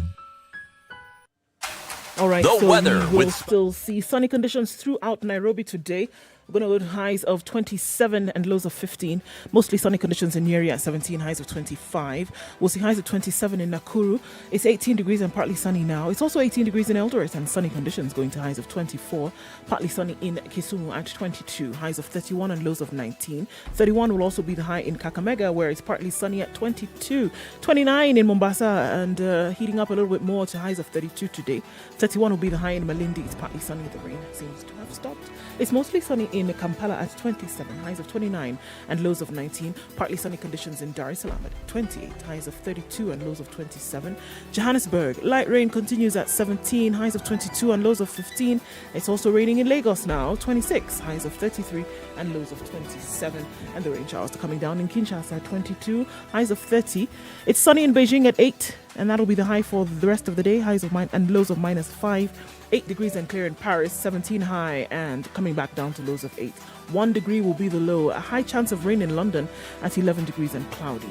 It's mostly cloudy in New York now at 7, highs of 9 and lows of -1.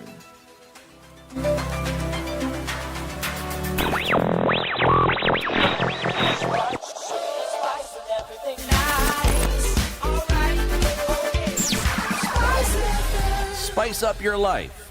Mature, intelligent talk every morning. Spice up yourself.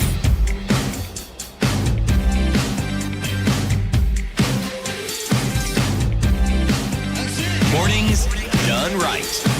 94.4 Spice FM, Nairobi. 21 minutes after 9 o'clock. This is Kenya's biggest conversation, The Situation Room. CT Muga, Nduoko, Eric Latif, and Calvin Shingles from WHH. We are talking about the state of affairs when it comes to hunger. And the WHH has released now the hunger index. As we're going to the break, you are giving us painting for us the picture of how the situation looks like. And I just asked you, you said there, it looks grim or it sounds grim, but also there are things that can be done by various actors, the government, the communities, the civil society organizations. What are some of these things that can be done? Yeah, thank you. I think first of all, I think there's been quite a big concentration on economic growth here in Kenya. But we should not forget or focus on the needs at grassroots levels. You know, we're having struggles in regard to accessibility, affordability of food, and I think we should be able to focus some of our resources to those needs as well. Let's understand that the agricultural sector is actually a devolved function. So it is the responsibility of county governments to be able to respond to the needs of their communities when it comes to food security, when it comes to health and nutrition. So I think where we can possibly start is to really adopt and prioritise some of the comprehensive sort of policies that the Kenyan government has put in place. I think the issue that we see is there are policies in place, but they are sometimes fragmented and they're not delivered to county levels, and they're not dispersed or disseminated to the Wainanchi, to the populations within the counties themselves. So I think that is one step, first of all, is taking this issue as a real priority and looking at what those policies are and trying to roll those policies out within the respective counties themselves.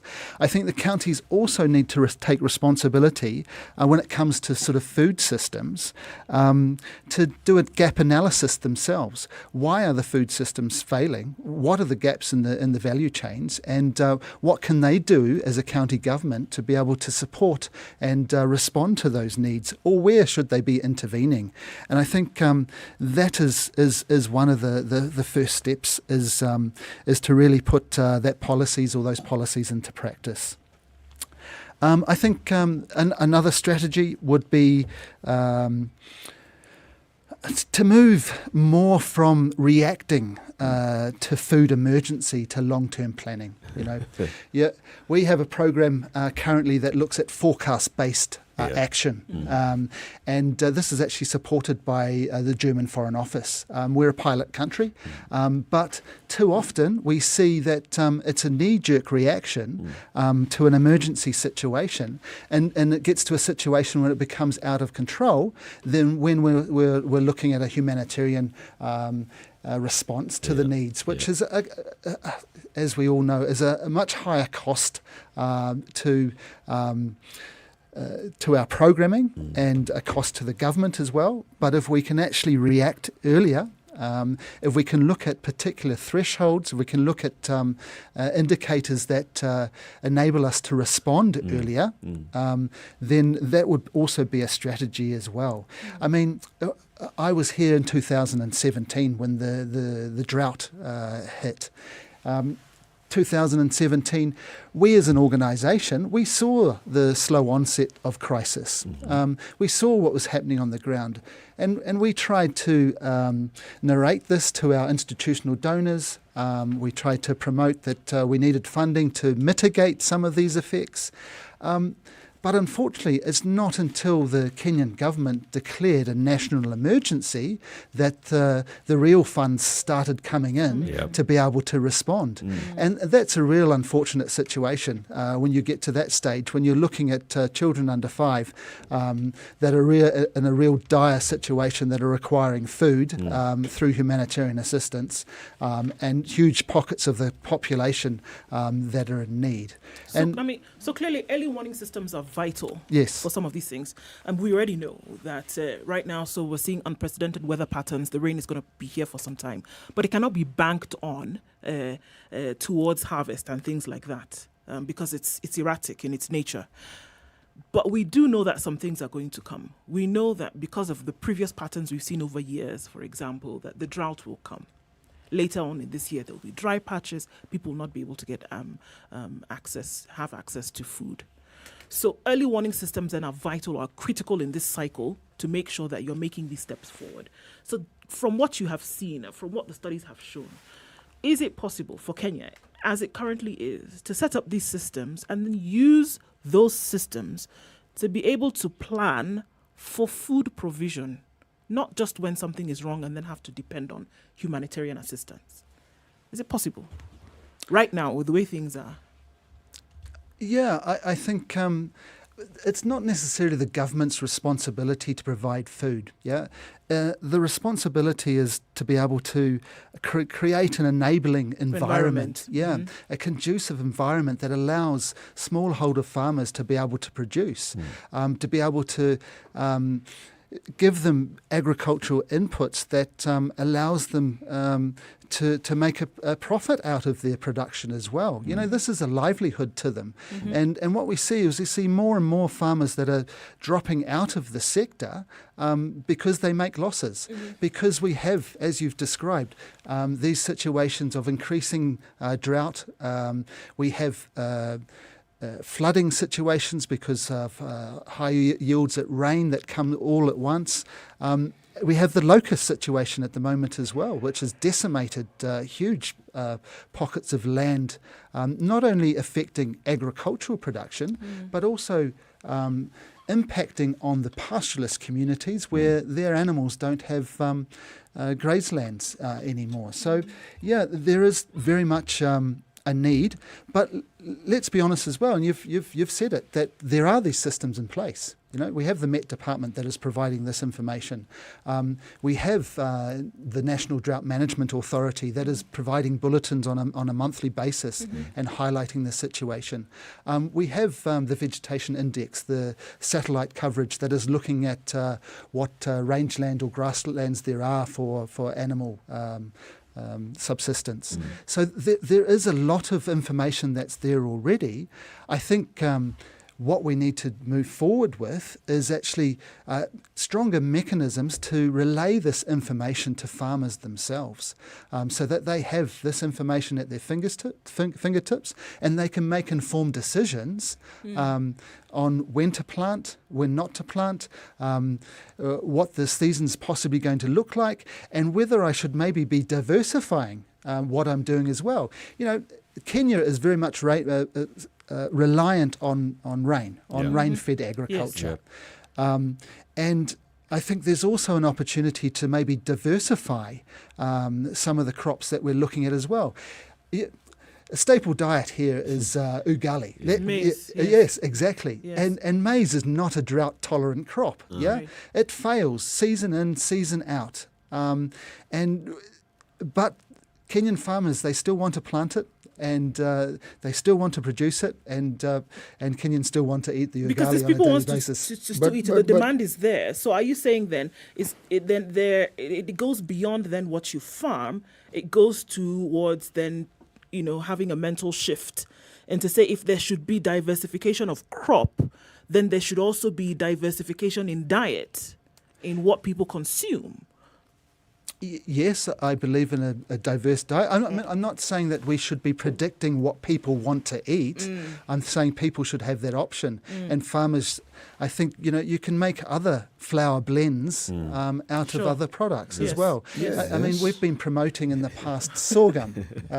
And sorghum is a drought-tolerant crop. We see it in South Sudan. It's thriving there. Potato. Yeah, you can make flour from potato. Yeah, rice and potatoes as well. Yeah, there's lots of alternatives. Yes, yes, true. But no.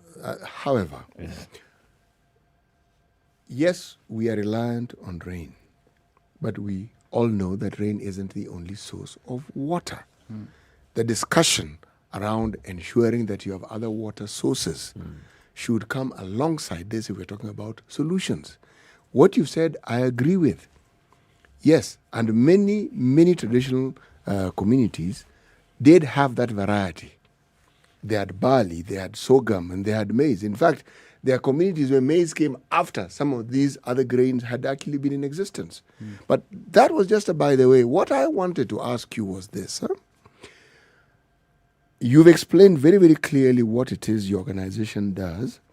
Now, I'd like you to paint a picture for us and tell us what it is success for you looks like. That's question 1A. Question 1B. Where has this success been achieved? You want to take a break and then you come back and answer those two questions? Each of them is 25 marks. Having a conversation around the Global Hunger Index 2020 that was released by WHH, and we have the Executive Director, Calvin Chingos, in the studio with us. This is Kenya's biggest conversation at 28 minutes to... It's Country Director, right? Yes. Coming 28 minutes to 10 o'clock. Let's see what's happening on the roads, and then he will answer those two questions, plus more conversation. Good morning.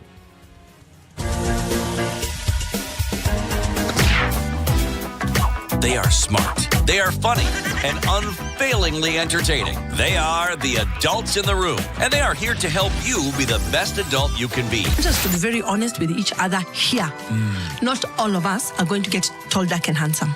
Not all of us are going to get 0.5s or chotaras. Some of us have to learn the short guys. Some of us have to learn those many people. Some of us have to learn older men or younger men.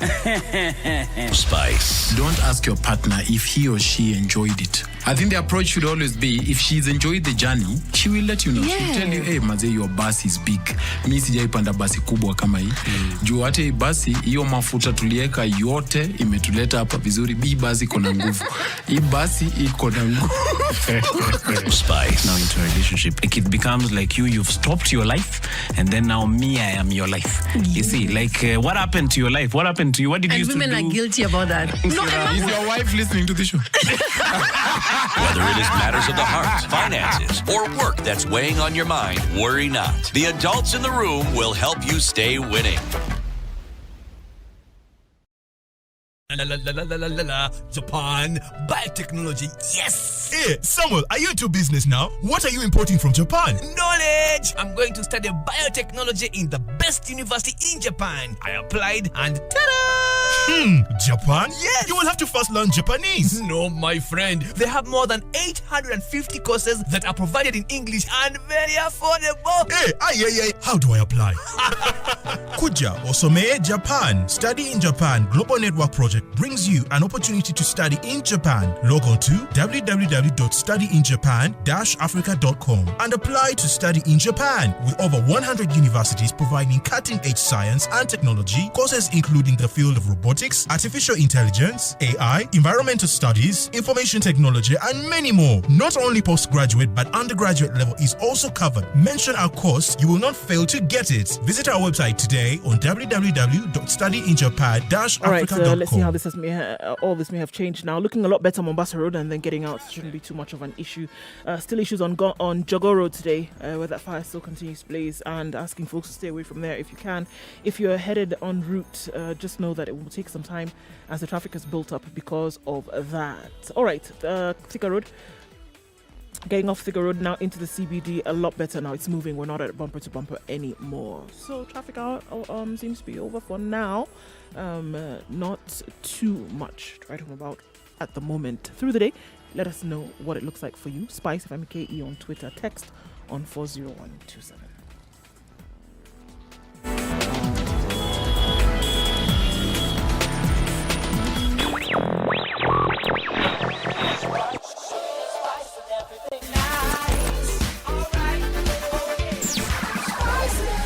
Spice up your life. Mature, intelligent talk every morning. Spice up yourself.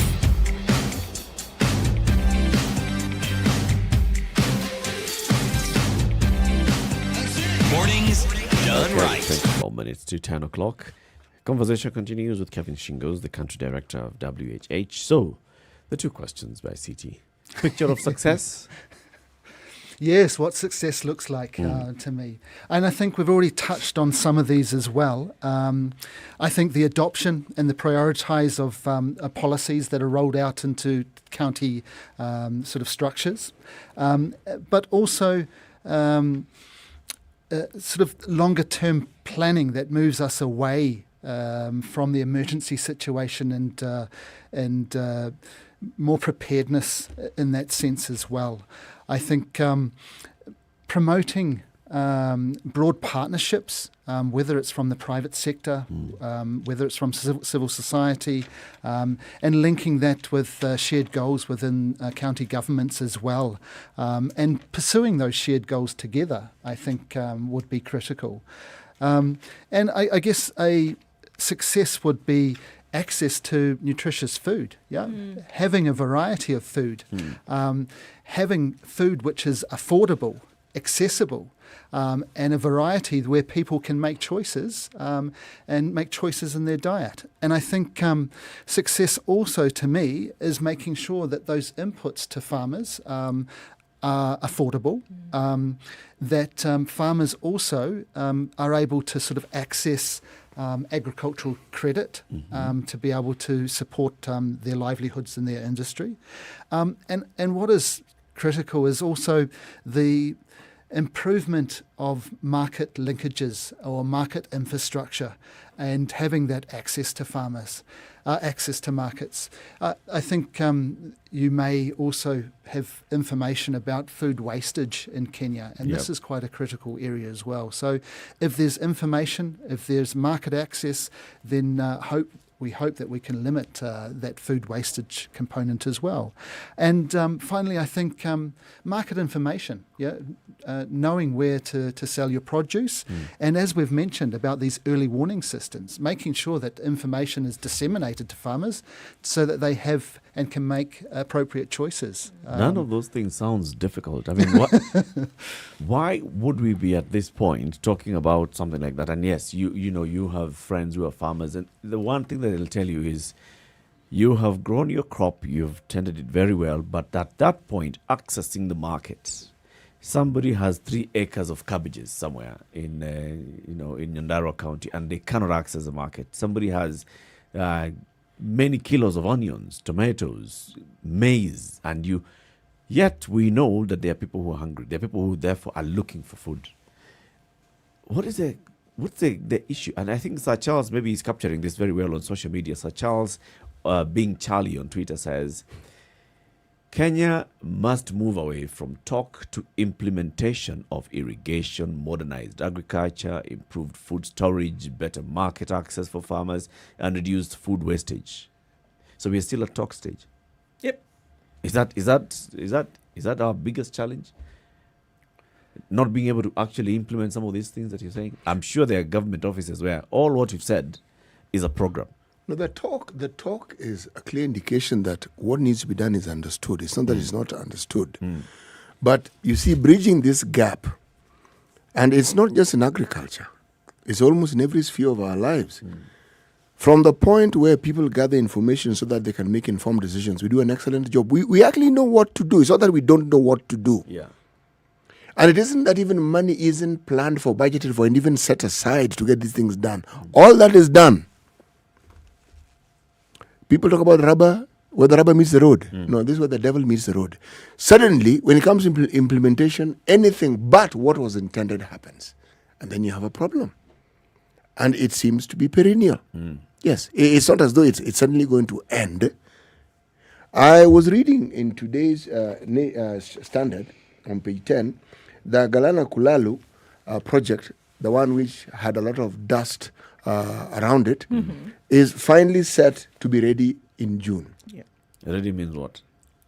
Ready means people who wish to benefit from it in one way or the other will find, should we say, a fertile structure within which the functions. I'm not making this up. I'm only paraphrasing what I'm reading. Yes. So what I'm saying is this. Look at when this project started and look at the hullabaloo around it. Yeah. And this was one of the projects that was supposed to point us in the direction of achieving this dream of food security. Yeah. It's taken this long. Clearly, talk preceded the action. But here we are. Now, why I asked Calvin that question was because when you have a plan and you're clear about what you want to do and you achieve it, there must be something that makes it possible for you to achieve it. If you don't, then there must be something that gets in the way. Climate notwithstanding, all these things that are beyond your control notwithstanding. That's why I asked that question, because it's important. An organization that has been here for 40 years, 40 years is a long time. Yep. There must be some clear success stories. This is what we've done. Because if there are no clear success stories, then what on earth are they doing here? Would WHH want to see a situation where Kenya is independent in terms of its food security? It would mean no work for you in Kenya, right? Exactly. I'd love to do myself out of a job. Yeah. This is not. This is our whole sort of mandate, as it were, is to support Kenya moving to that next level. We'd love them to be food secure. This is why we're raising these issues, to try and also politicise this and open up this dialogue with stakeholders. It's not that we want to have a longer presence here. As I mentioned, we have 19 partners, civil societies that we're trying to capacity build, trying to support, and that enables them to also support their respective communities that they're working with, and that is also then leading to longer term sustainability because they are working directly with the communities of need. So that is... But Kelvin, when you say you want to work yourself out of a job, I've heard that narrative before. It really sounds good, but why must you? When you have people whom you're working with and you're increasing their capacity to do what you are doing, what hinders you from evolving so that your role is now different? Yep. So that instead of doing what you are doing, someone else is doing it. What prevents you from continuously evolving and ensuring that what we consider international best practices are always available? Because they change. So working yourself out of the job will not be the solution. There's always value in the chain. Yes. Evolving so that people take over what you've done is a success story in itself. But thereafter, your success story would be how do you evolve to a different level? Yeah, and I think that still takes time, I mean, there is pressure on county governments to be able to perform and make sure that the interventions are well coordinated, that they're accepted by their communities, and that they reach the most vulnerable. So I think for now it's a conjoint sort of process where NGOs, civil society need to work hand in hand with county governments to reach some of these aims and aspirations. I think sometimes the county government does lack some of the resources that are needed to be able to respond to some of the needs. So the NGO and the international community still play a critical part in supporting some of those aspirations. So I don't think it's my job might not be finished in the next year, but I think we need to look in the next sort of 10 and 20 years. I mean, we're looking at zero hunger at 2030. This is the whole theme of this whole discussion. And is Kenya really on track to reach that zero hunger in 2030? Unfortunately, we're not. Yeah, there's still a lot of work to be done, and I still think that there needs to be a combination and coordination from various stakeholders, whether it's from the private sector, whether it's from the NGO, international NGO or civil society sector, whether it's from the government themselves and those professional stakeholders. There needs to be greater coordination and Are you saying there isn't adequate coordination currently?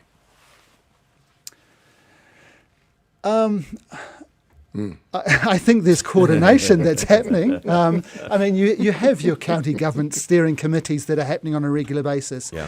But sometimes some of the efforts are disjointed. Yeah, sometimes they are in isolation.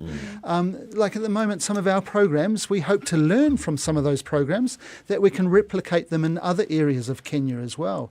And you have such a diverse landscape here, yeah, and unfortunately, I also feel that sometimes the ASAL regions have been neglected, and there needs to be more efforts and more support to bringing them out of poverty. You know, Kenya is regarded as a middle to lower income country status. In my view, I don't believe that. Maybe that's in Nairobi, but if you go into the ASAL regions, you have approximately 56% of the population that are living below the poverty line. I'm in agreement with you 100%. This I middle think there's some other adjectives that CT would like to use to describe the status of the country. But Third World Banana Republic? Yeah, Okay. perhaps in that direction. But yeah, and to try and answer your question a little bit more thoroughly, I think let's look at food security and look at the underlying causes of malnutrition or undernourishment here in Kenya. And let's look at those underlying causes and try to solve those first. So it's not all about market, it's not all about productivity, it's looking at what are the underlying causes that are there. And we also need to treat production and suppliers of food as an essential service here in Kenya. Yeah, it's essential to everybody. So, Kelvin, I think maybe we need to backtrack a little bit. Then when we look at the definitions inherent of food security, it would be that we are talking about, do we have adequate resources to provide an environment, number one, and then even provide the food that is needed for Kenyans totally year in, year out. People could look at food security as that. And then to say that, do we have sustainable resources? But then we're going even further to say that food security, in the sense that what you're actually ingesting as a human being is diverse enough for you not to get into that area of malnutrition. So that also is encompassed by food security. Food and nutrition security. We're looking at that as well. Well, let's look at the term food security, which means that all people at all times have physical, social and economic access to sufficient, safe and nutritious food that meets their food preferences and dietary needs. I think in Kenya, was it last year or the year before, we were aware that the maize or the food grains supply was in deficits. You know, that Kenya did not have enough food to feed the population, and that was looking within the region to be able to source that food. Whereas Kenya should be food secure. They should be able to provide for a growing population that we see today, but there should be that opportunity, and there should be that policy and that coordination and that infrastructure and that financial support to be able to support agriculture in this country. As we mentioned, 26% of the GDP comes from the agricultural sector. So, but more needs to be done. A lot of effort needs to be taken there. Yeah. We're having a conversation with Calvin Shingles. He's the country director of WHH, talking about food security in the country, looking at the World Hunger Index was released by WHH just the other day for 2020. Keep it right here, because this conversation continues right after this quick break.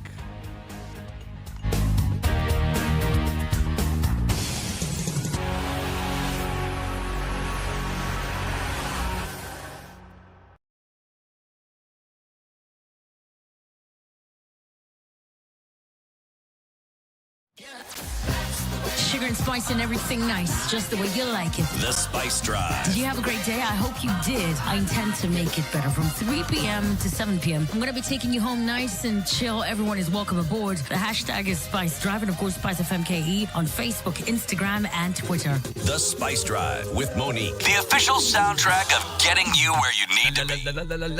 Japan, biotechnology, yes! Hey, Samuel, are you into business now? What are you importing from Japan? Knowledge! I'm going to study biotechnology in the best university in Japan. I applied and ta-da! Japan? Yes! You will have to first learn Japanese. No, my friend. They have more than 850 courses that are provided in English and very affordable. Hey, how do I apply?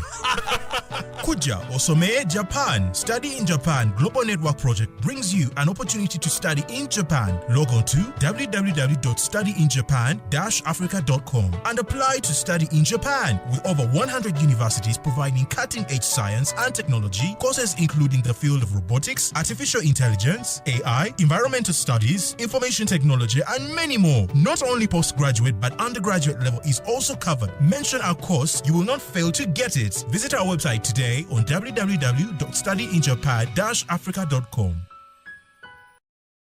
Mature, intelligent talk every morning.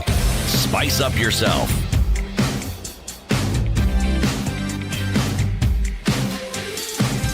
Okay, 10 minutes to the end of the show. We have Calvin Shingles with us in the studio talking about food security. We're going to talk about that food and nutrition security that everybody will have access to at all times. That access to, say again, the definition of food security? The definition of food security is that all people at all times have physical, social and economic access to sufficient safe is an important word that we haven't mentioned today as well, and nutritious food that meets their food preference and dietary needs. And the country, in recognition of that, actually has a national food and nutrition policy, security policy in place. That has various facets of being rolled out. Of course, it recognizes it needs to work with other stakeholders like your organization and communities and all. Where would the linkages not be working in terms of now getting us towards that journey? Towards that journey where we're talking about food safety, because food safety is a big issue. When you talk about aflatoxin and not getting access to food that doesn't have aflatoxin, if it's grain or if it's meat, make sure that the meat that you're eating is safe for consumption. Milk, it's safe for consumption. Is it a lack of awareness among the population, and does that mean it's just because of the bureaucracy in government, or is it a lack of political goodwill from where you sit? I don't think it's lack of political goodwill. I think we opened up the conversation that said that within the Big Four agenda there is a drive to support agriculture in Kenya, and they saw it as a significant pillar in the development of Kenya as well. I think, as I've mentioned, the responsibility is now at county level. I think we need to sort of focus on natural resource management, biodiversity within those environments, and look at behaviour and behaviour change, informing people about diversification of the produce that they're working on, whether we can try and divert them from maize to other crops as well, and providing sort of skills development, good agricultural practices. But I think I still believe that there still is a big need to be able to coordinate and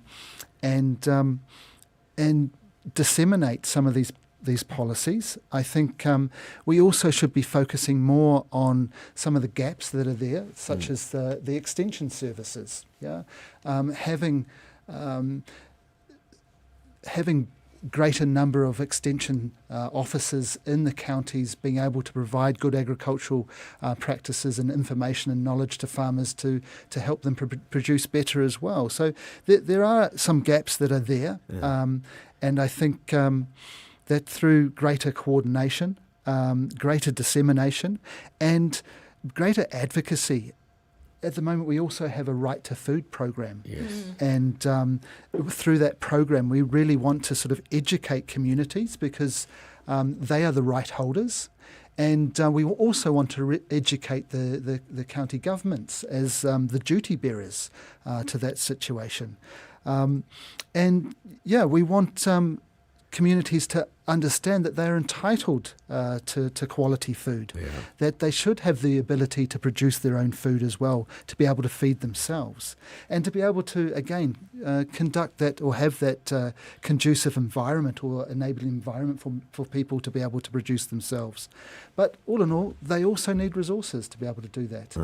So there is some steps that need to be put in place, and I think many of these things have been sort of discussed, and it's a matter of people putting that into reality now. It's actually just implementing it. Yes. If I was to ask you, since 2017, when the government prioritized food security and made it part of the Big Four agenda, as an institution, have you seen a change in the way the government is approaching all those issues that you're talking about? Yes, I believe so. I mean, yesterday we were with the Principal Secretary, who, just for his presence and being in that launch and acknowledging that there were concerns still in regard to undernourishment and hunger in Kenya. Just having his presence and him deliberating on what the government is doing and aspiring towards is a commitment in itself. So it's not that I believe the government is not committed.